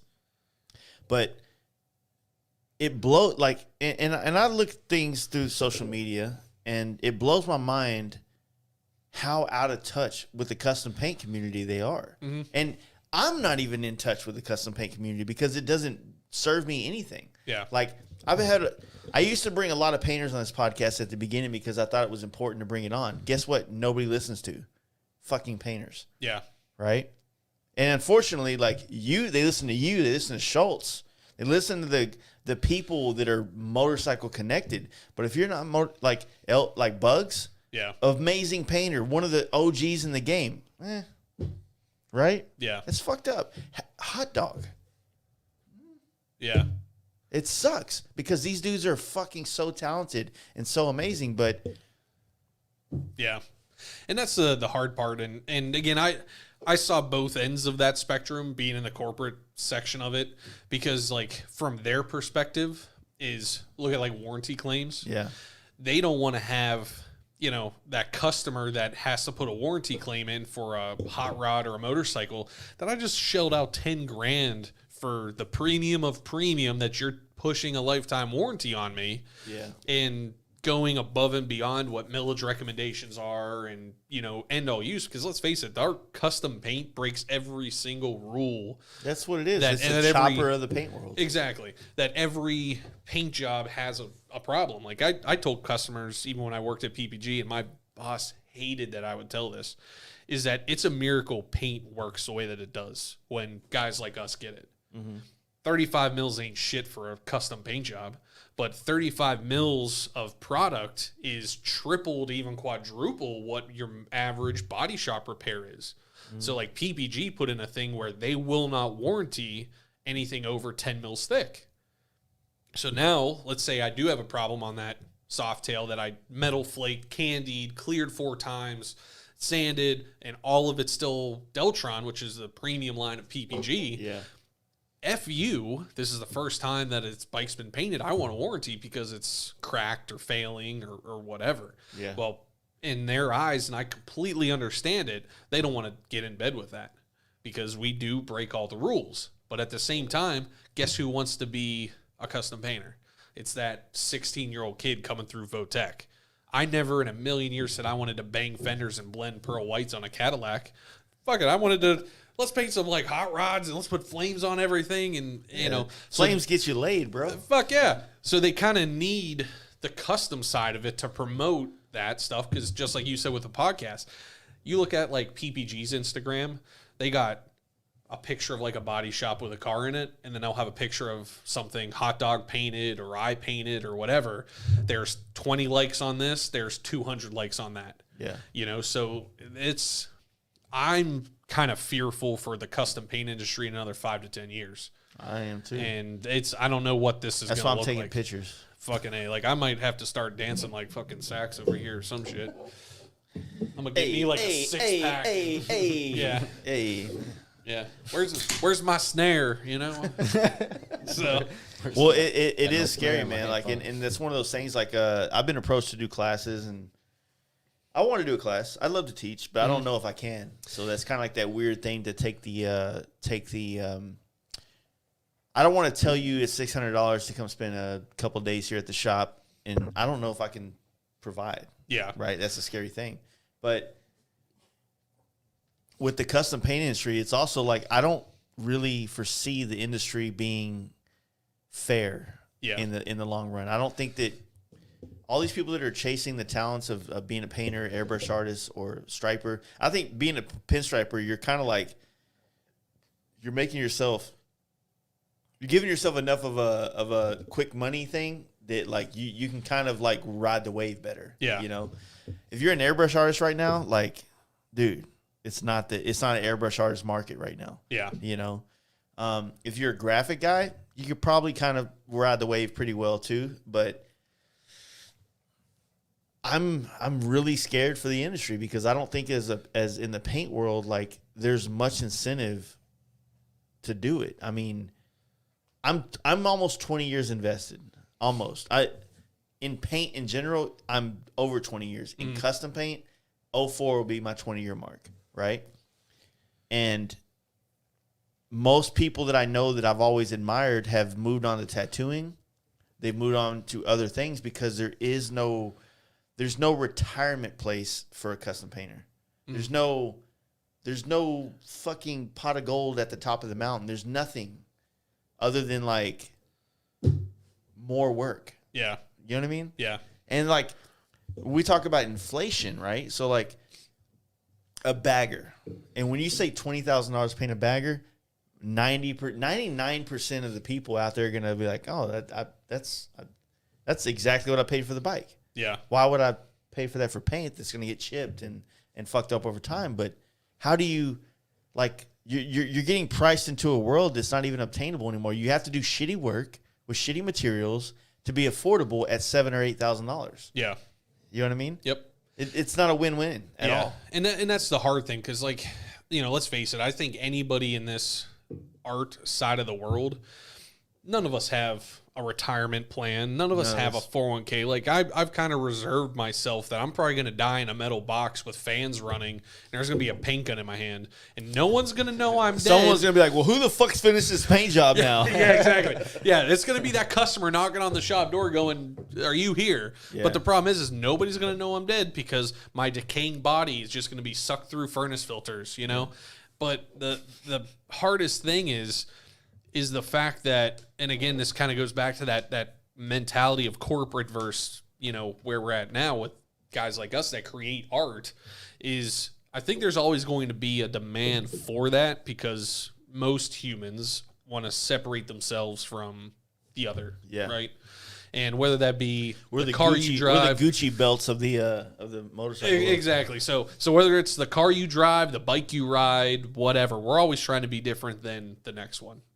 So I think there's going to be a point where, like you said, you're not going to see the, you know, Joe Blow's custom, because he won't be able to either afford the product to put on that bike, or he's going to do such shitty work that it's going to put that sour taste in that customer's mouth, and either a guy like you or me are going to have to fix it. Yeah. You know, and like I'm already dealing with that at home now, because in Pennsylvania, there's a lot of those like backyard kind of, you know, custom painters that do good work, but after a year, guess what all of a sudden happens? Because they're using, you know, Omni? Yeah, Acme brand fucking paint, right? Yeah. So, you know, it's going to be weird, and like I said, I don't know what this is going to look like here in another 5 to 10 years. You know, Man, that's why, like, you know, like I'm trying to invest in so many other things, and because there was no love being thrown back, there was no, it didn't show me there was enough money in the custom paint industry to sustain adulthood. Yeah. You know what I mean? Like in your 20s, teens, even early 30s, like chasing, like the skills you learn being a painter, you can apply that to the collision world and you'll always be okay. If you're a good buffer, you can always make a living. Yeah. You're a body man, you're a painter, you're good, right? But if you're a custom painter, you're an airbrush artist, you got to hope that that's in, right? You got to hope that like it's in, you live in an area where people are willing to spend money and you're good enough. Yeah. Right? And then if you're a striper, you kind of, there's many different facets of the world where as a pinstriper, you can just go to the local swap meet and stripe up some fucking shit, or the hot rod show, and you can make a couple $100 that day. Like, yeah, that's good. It's a good place to be, but it all takes so much time to learn. Yeah. You know what I mean? The fortunate thing, I think what carries the custom painting industry is that people want to, this is like a side thing they want to do. Like, hey, I'm a banker during the day, but at night I want to go in my garage and open up my fucking toolbox, pull out my striping brushes, and just pull lines on shit. You know what I mean? And to me, like, I get it. In that world, fucking trying to be a custom painter or trying to be a striper, hands down one of the best places to release creative energy and to invest in yourself. You know what I mean? But when the apocalypse happens, what are we going to do? Hey, man, I can stripe the fuck out of this goddamn zombie tank. Like, they're going to know who's coming down the street. Yeah. Like, damn, they got fucking Lucky Strike in that fucking settlement. That's right. Yeah. That's right. That tank's going to have flames coming down the barrel and shit. I don't know. It's Paint's going to have a whole new meaning of intimidation at that point. Yeah, exactly. Zombies like, I don't fuck with those dudes. They got flames on everything. Yeah, exactly. And I heard those were forever. Yeah. Dude, if the apocalypse happens, I guarantee there will be a time where I'm going to put flames on a fucking Grand Cherokee with armor plating or some shit. You know? That's how that's going to work. Hey, man, can I get some, like, a sweet skull painted on the side or some shit? Yeah, bro, I got you. I'll take 2 cans of baked beans. You know? That's how that'll work.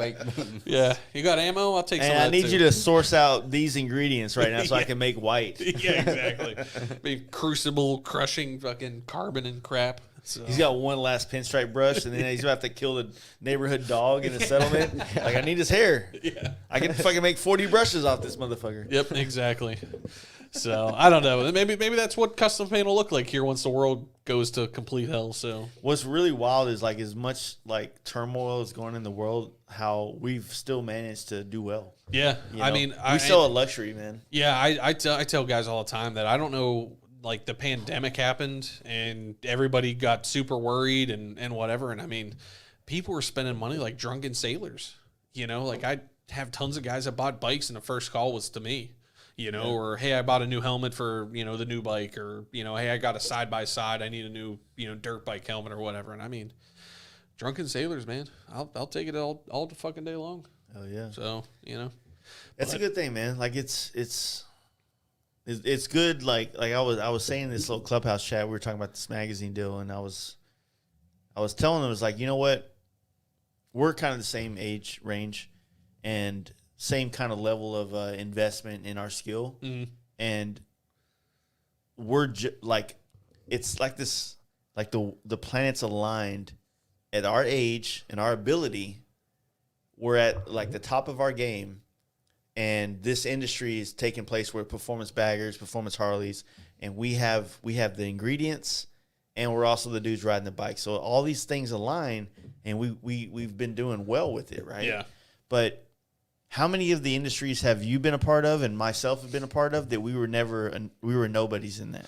Yeah, I mean, like the car business was like that for me. I Yeah. mean, like I've built probably at this point 6 SEMA trucks, you know, for, you know, American Force We wheels. get it, dude. You're rich. Yeah, not my vehicles. I just did the fucking work, Yeah. right? So again, my buddy's shop that I bum out of, you know, we do a SEMA vehicle. And the almost Innovative every year. Custom? Yeah, Innovative Auto Works in Wexford. But like we were doing SEMA builds, you know, one a year. Yeah. And, you know, I didn't get jack shit really out of it other than just having something cool at SEMA and, you know, maybe passed out a couple business cards. But, you know, it kind of goes back to that where it's not that truck or whatever wasn't built for me. Yeah. It was built for American Force to show off their new wheels. So they got, you know, kind of all the credit for it. But, you know, my crazy tribal leafed mini truck graphic that goes down the side of this 3500 dually that I had to paint in 20 days.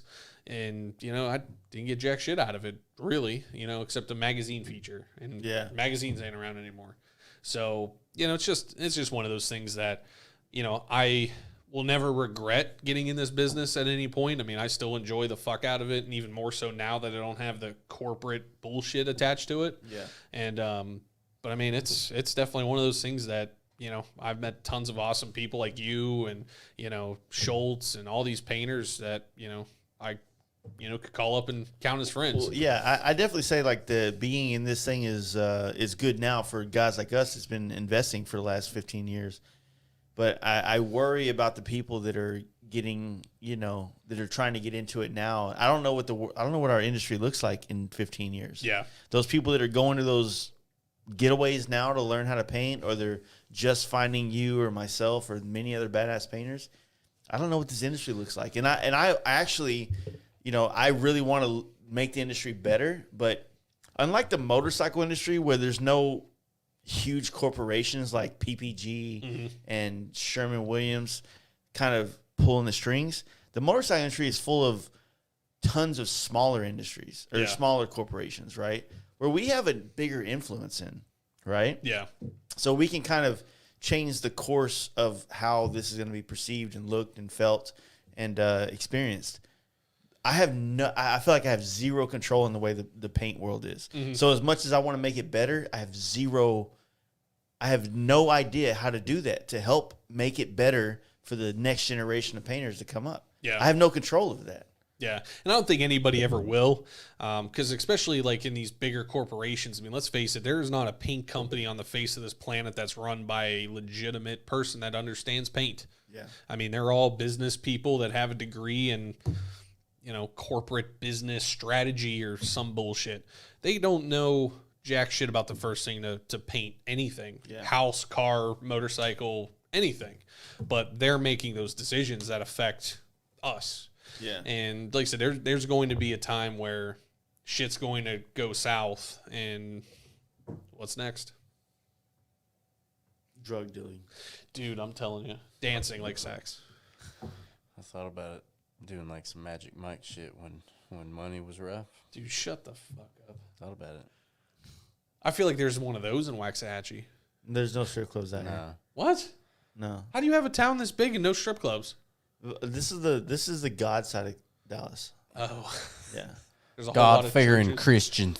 So Kyle has these awesome stickers that I got whenever I left his shop, and it says Jesus is my co-pilot, and we're cruising for pussy. I was like, Yeah, I've seen that in a meme before. yeah, that's the Jesus I want to roll. Yeah, no, Dallas is it's dope, but I'm not a strip club dude. I feel like I'm out of that phase where like I just want to throw money at chicks. Mm-hmm. Like Pornhub's free, you know? True, yeah, true. And I can just get it over with. Here's the problem: is now that you're older, you can do things at a strip club that you couldn't when you were younger.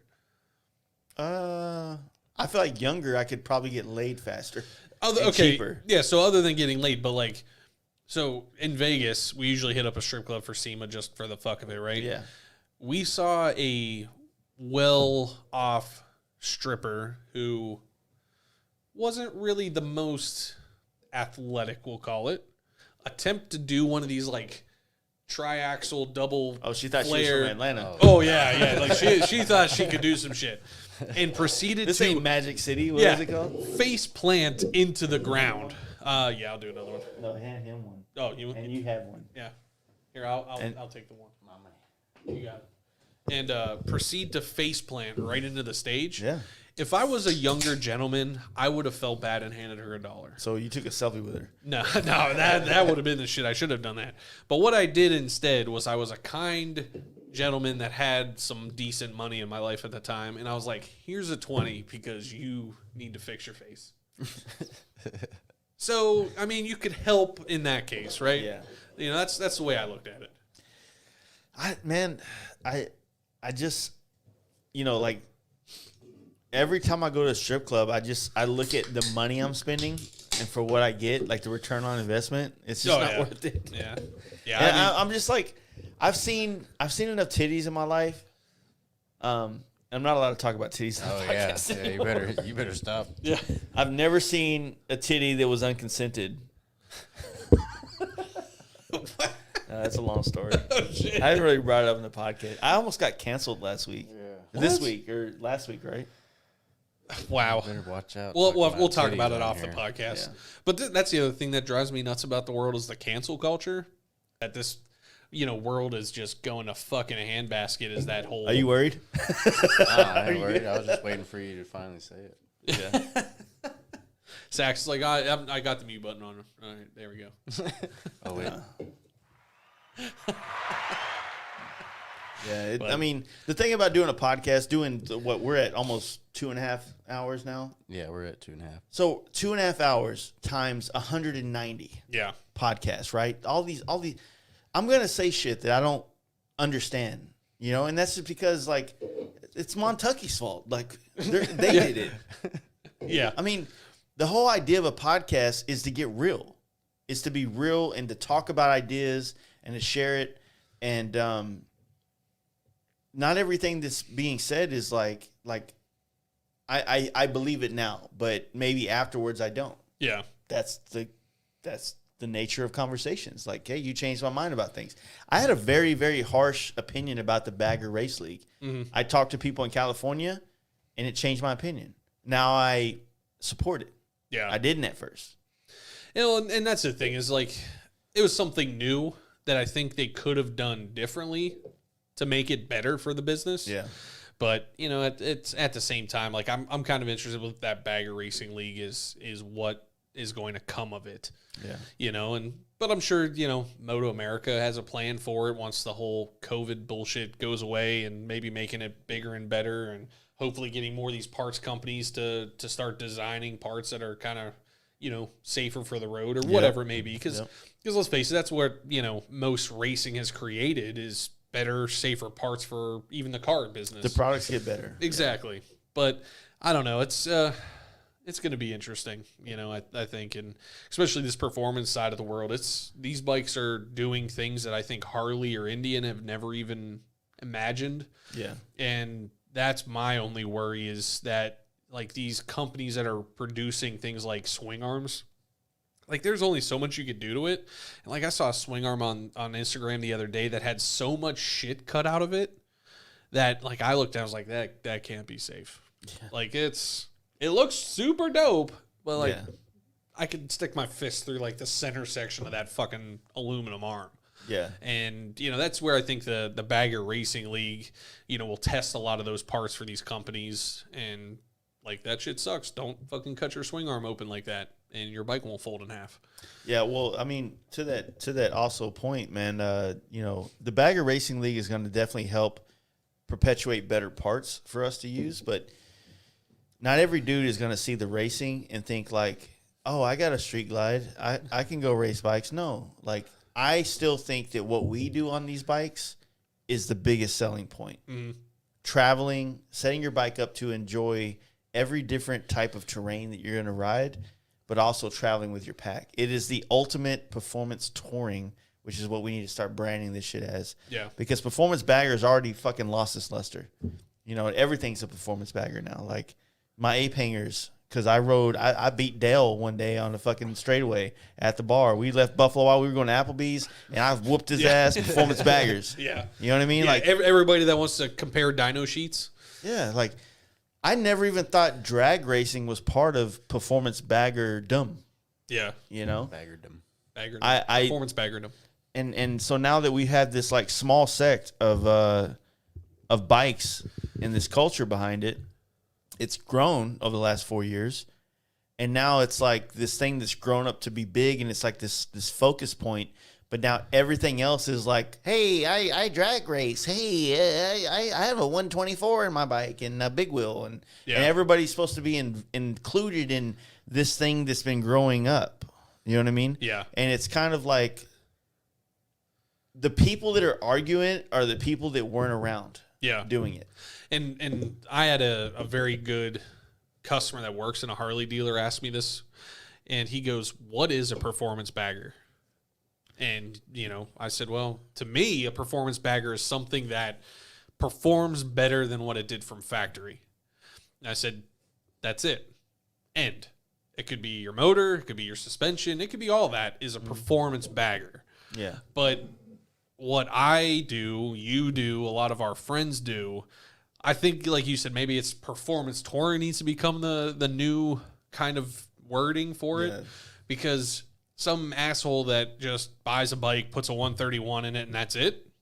It's a performance bike at that point, right? It's got the stage 7 or whatever the fuck Harley's up to now.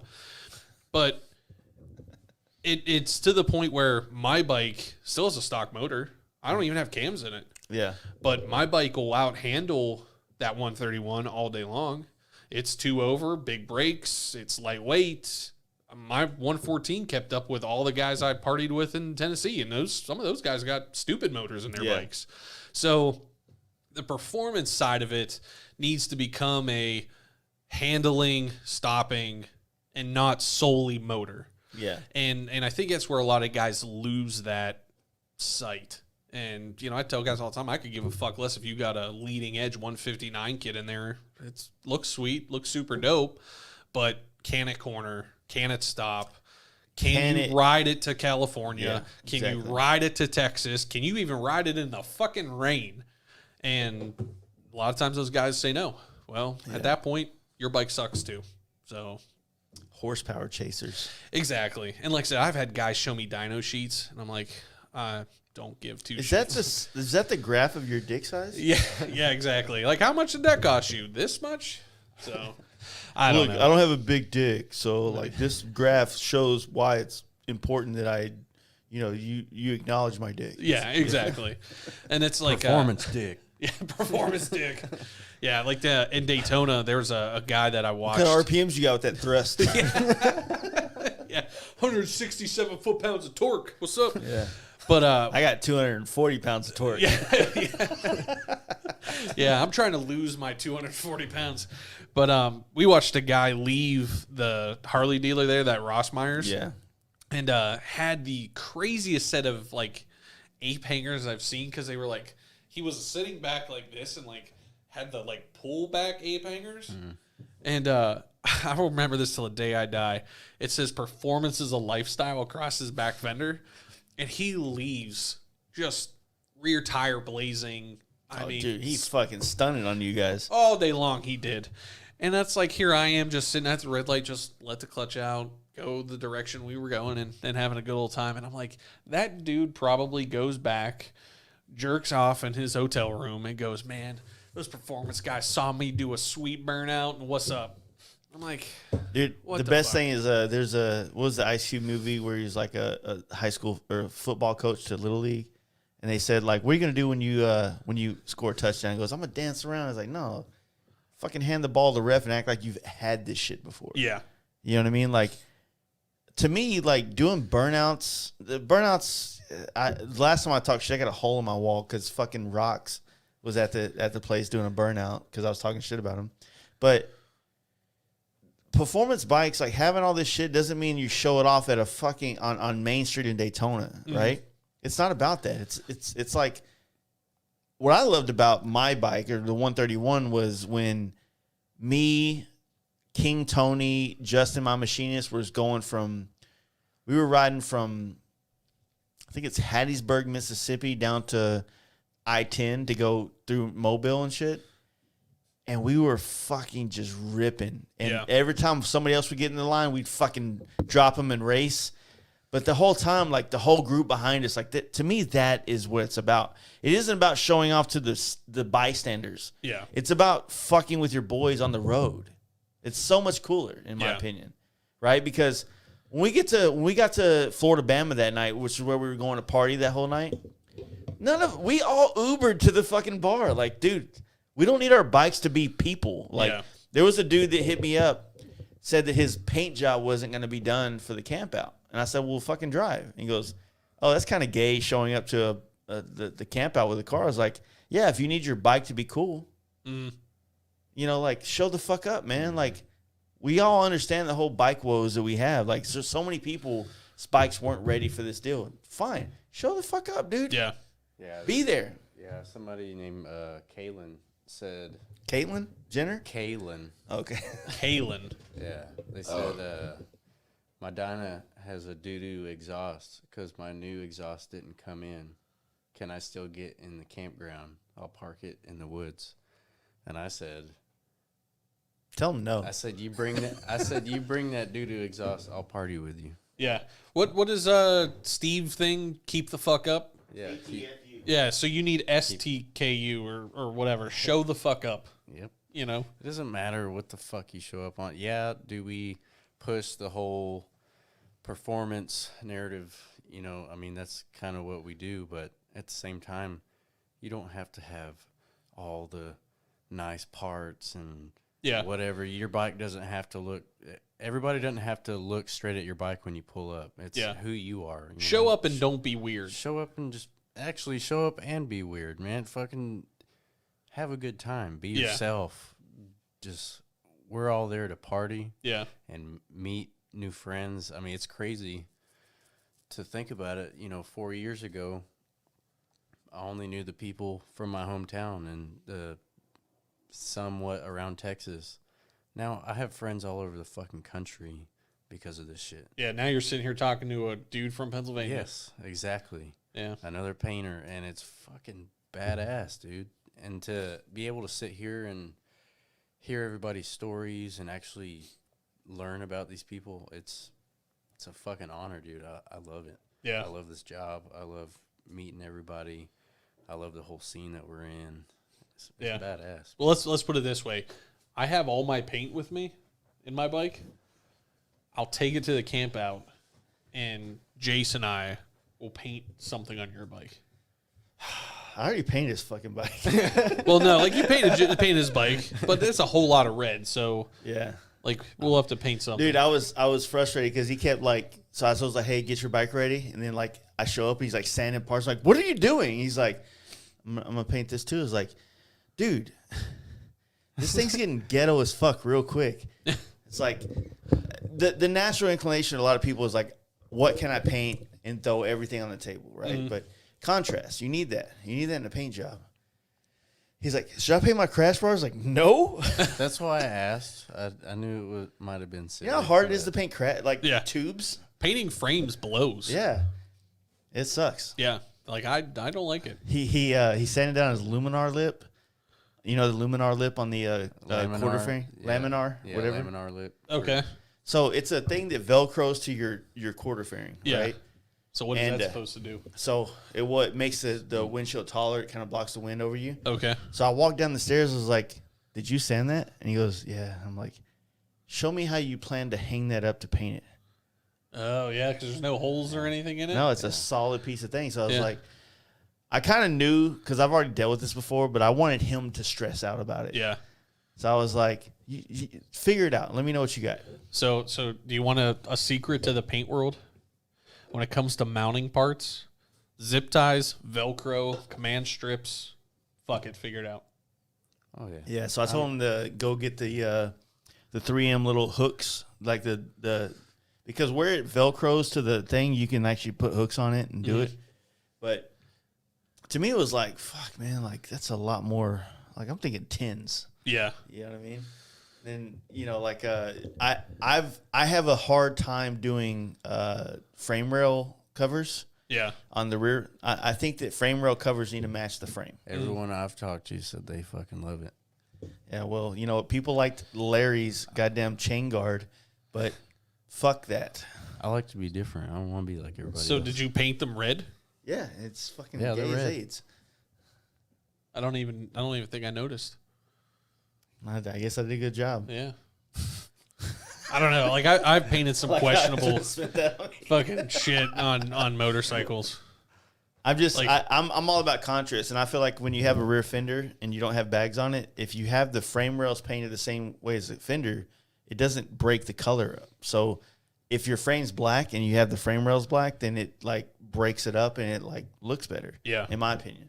And it might be a subtle difference between like, the looks, right? But when it comes to like aesthetics of something, the way it looks, like put it like this, big wheel baggers are still popular to people in gas stations. So is painting your frame rails fucking red. That's fair. So- Yeah. Did you do like the down tubes red too? Because that's the only part you could paint without getting the motor out. No. No, well, all right. Have you seen one of those people? Oh yeah. Oh I've seen god, those those are my people. favorite. Those fucking people. Yeah. Like, where's the mask job? Right at the neck, all the way down to the down tubes.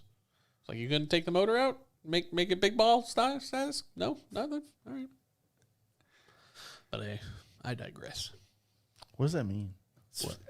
Big baller status, or I digress? Digress. You go down like you're supposed to be up here, and you've gone down to their level. I get the gist of what it means, but I just felt like that was a big word to say.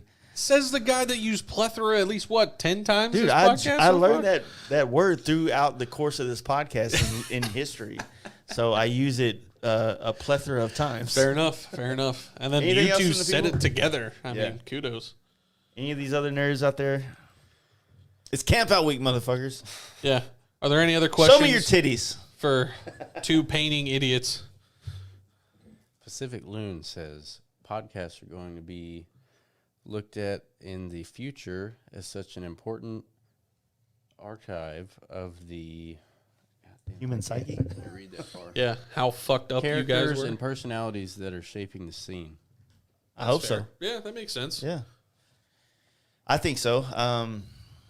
But at the same time, there's a difference between someone listens to an entire podcast or a collection of podcasts from a person versus listening to a clip. And Yeah. that's why I thought about doing clips, like taking a part of our conversation and making a separate YouTube video. But I was like, man, like, I feel like it's unfair. I think that you should listen to the podcast. You should learn where that part of the conversation came from. Yeah, it bleeds too much into Yeah. one another, right? I think is what it kind of goes to. I don't want people to. I want people to invest. Yeah. Like when people invest, people have a better connection to what you're trying to do. So if you make getting this podcast easier to people, like, oh, I can listen to the Cliff Notes. Like, no. You're not the same as the dude that listens to all the fucking 3 hours of dumbassness. Yeah. Right. And so, like, I feel like in a sense, like, because I'm not trying to play the YouTube game. I'm not trying to I'm not trying to make any money on YouTube. I'm just doing a podcast. If they want to check it on YouTube, awesome. If not, I don't give two fucks. Yeah. And YouTube would demonetize me for that. And they are, actually. So Yeah. it's well, like YouTube, again, is one of those places that, if you're watching something on YouTube and you get offended because someone says fuck or talks about something, like, come the fuck on. it's like my It's like page, the people that report pictures my of chicks that are naked. My shit is already like not for kids under 18. Yeah. But because if you say any bad word within the first X amount of time of the video, it's automatically demonetized. Yeah. It's like when people don't like, when you realize like all the YouTube channels out there are fake as fuck, like, and I'm not saying it in a bad way. I'm just saying like they have to be something they're actually not to fit the YouTube algorithm. And I'm not saying that they're like bad people for it. I'm just saying like they're not being who they are to fit the algorithm to make money. Yeah. Right? It's unfair because it's a false representation of what is actually going on in our world. Right? It's like it's the most like Christian fucking blanket of like, oh, we wait till we're married to touch private parts, and jerking off's bad. It puts your eyes out. Yeah. You know what I mean? Yeah, you'll go blind. That's why Sax wears glasses. And he kept jerking off in his face. Yeah. I'm really into coming on my face. Yeah, so. yeah, exactly. We're supposed to talk about that. But no, that's what I'm saying. Like, that's what sucks about YouTube. And the more that I wanted to play the YouTube game, me and Sax been talking forever about doing videos. But to me, it's not about doing the video to get paid off the video. It's like I want to make the video and be real as fuck. Yeah. Yeah. Like I want to be who we are and joke and fucking play around and be just normal. And maybe that's interesting and cool and worthy of people's attention, or maybe it's not. But Either way, we got some shit coming for y'all. hey guys, I wrecked my bike in this video. Links in the bio. Like, check it out. Blah blah blah. And it's like you're like, fuck. Like, okay, now listen to fucking 30 minutes of your dumbass dialogue for you to fucking like not actually wreck your bike. And it's like, or like, hey, I fucking camping now and I'm a chick and I just and I'm like, what the fuck are you saying? Yeah. Be a biker, bitch. You know what I'm saying? Fucking do something. I'm gonna get canceled for that too, for sure. Yeah, you done fucked up. Can you put a laugh thing on there? Oh, yeah. Hold on. See, it makes it better. It makes it a little bit better. It does. It does. There's like a video of this chick. Hey, guys. There's this like, so because Steve Chamberlain's a good friend of mine, and I really care about him growing his YouTube channel. But I've been paying attention because I also watch YouTube all day long while I work.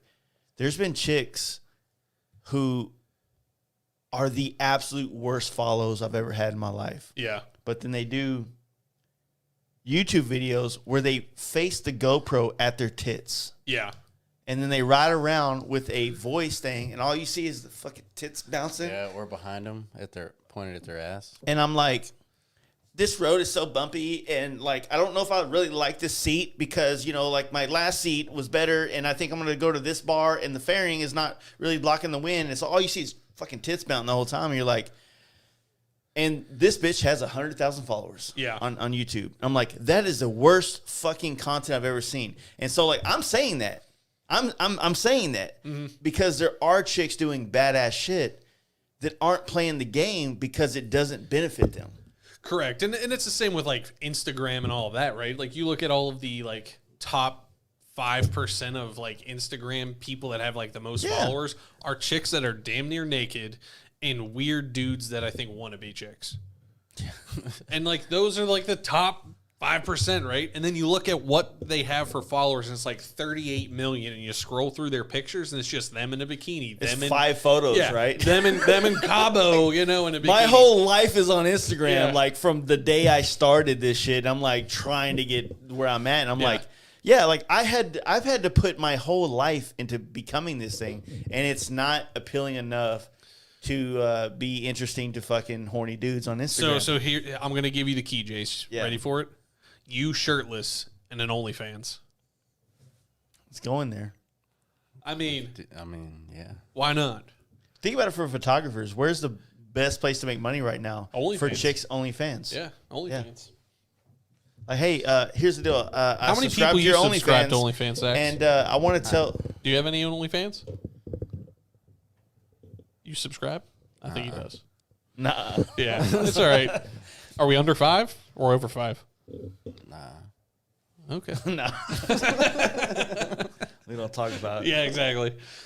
But as someone that's trying to pursue photography, it's like it makes more sense to try to be like, hey, I subscribed to your OnlyFans, and I was trying to like really beat off to what you were doing, but like the angle you were at was not a great angle. So like, here's the deal: I'm a photographer, and I think I can give you some better angles that might make jerking off to your fucking photos better. That's a good point. You might have to explore that a little bit. Oh, that's what's going on. Fuck like, yeah. So chicks that are starting to make real money with OnlyFans, like they're paying photographer. That's where photographers are making money now with modeling. Yeah. Right? Is OnlyFans, because higher quality photos. Not saying all these dudes are jerking off. I'm just a parody of the situation, but it's like that's where it's at. And so it kind of sucks because like now you're literally going and being a photographer trying to create art, and you're literally like taking pictures of some fucking chick waiting on her nipples to get hard. Yeah. To poke through the fucking, lace or whatever.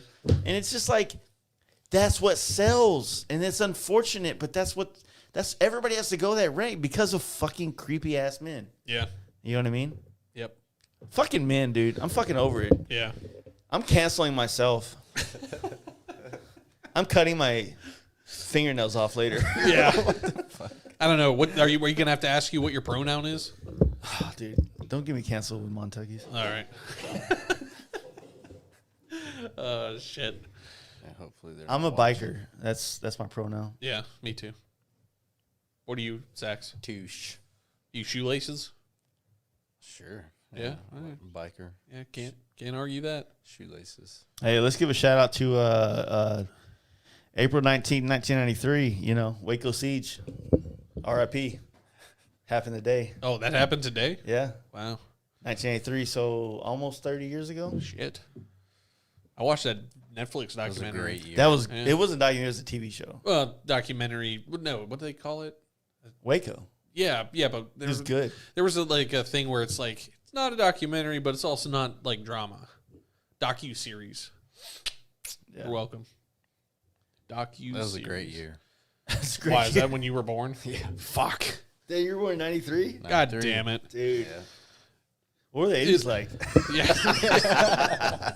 Dude, the other day I was at a local bar and they have one of those signs that say like you must be 21 to sit here, and it has like the date, and it is the like first time I ever looked at it, and that person 2000s. is 2000s. Yeah. And I was like, fuck my life. What the hell? Like that person doesn't even have to like card me now because they're just gonna see the one. And I'm like, you're good. It's like fuck. Gay. All right, Yeah. Jeremy. Good times. Good times as always. Are you ready for Campout Week? I am super pumped for Camp Out. It is Rumspringa. Campout Yeah. Week. Yeah. Would you say Rumspringa for Rumspringa bikers? for bikers. Yeah. Yeah, it's Campout Week. Camp Out Week. Ain't no wing ding.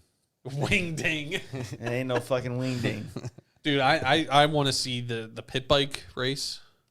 I hope that my brother was going to play, his band was going to play, and that's the only band I was going to allow to play because I don't want bands at my shit. Yeah. Right? But apparently he's on board, but his band members they think they're valuable. Oh, God. They're lame.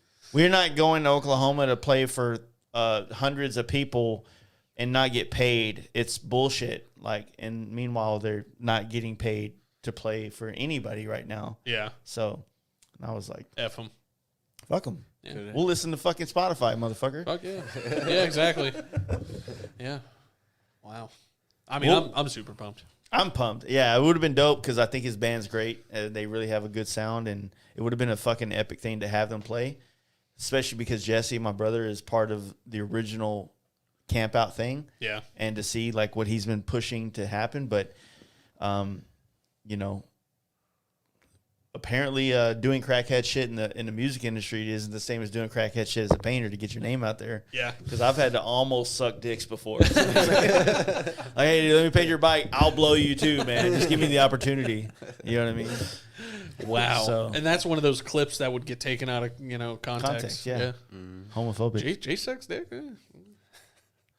I don't know. Anyway, is there anything else out in the like world? I mean, you've been typing away like a weirdo. he wasn't talking shit for me. Yeah, yeah. Are you talking shit for us? Yeah. Yeah. Yeah. All right. Good for you. Let's Sax, see. you're wonderful. It's It's the first time I've ever met you, and you're great. Good to meet you too, Yeah. man.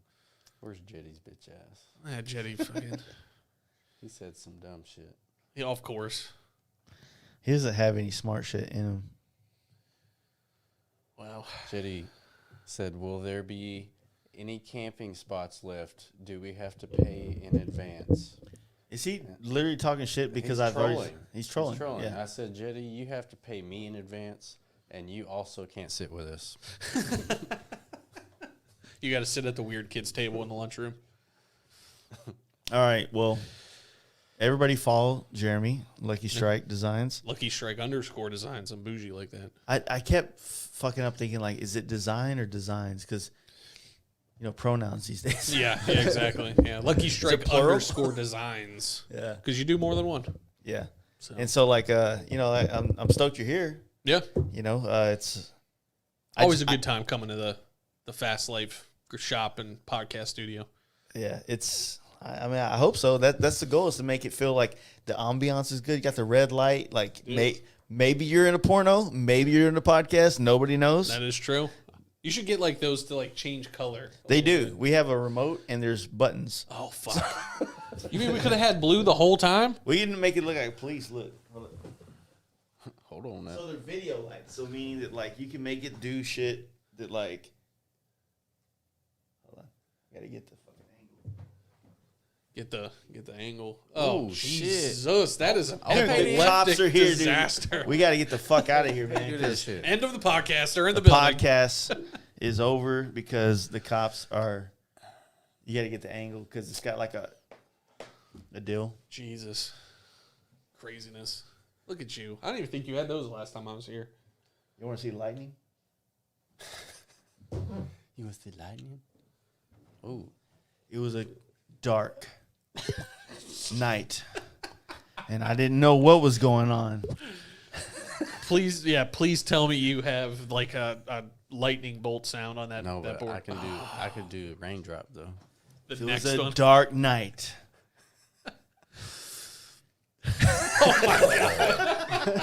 The next podcast we do needs to be in the dark with just the lightning feature. Dude, I want to do some podcasts where we're like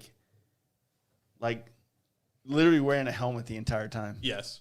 You know what I mean? Yes. Like just stupid Everybody's shit. wearing a helmet. Yes, exactly. That'd be great.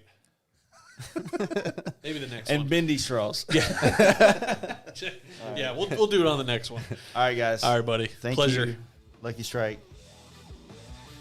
Holla.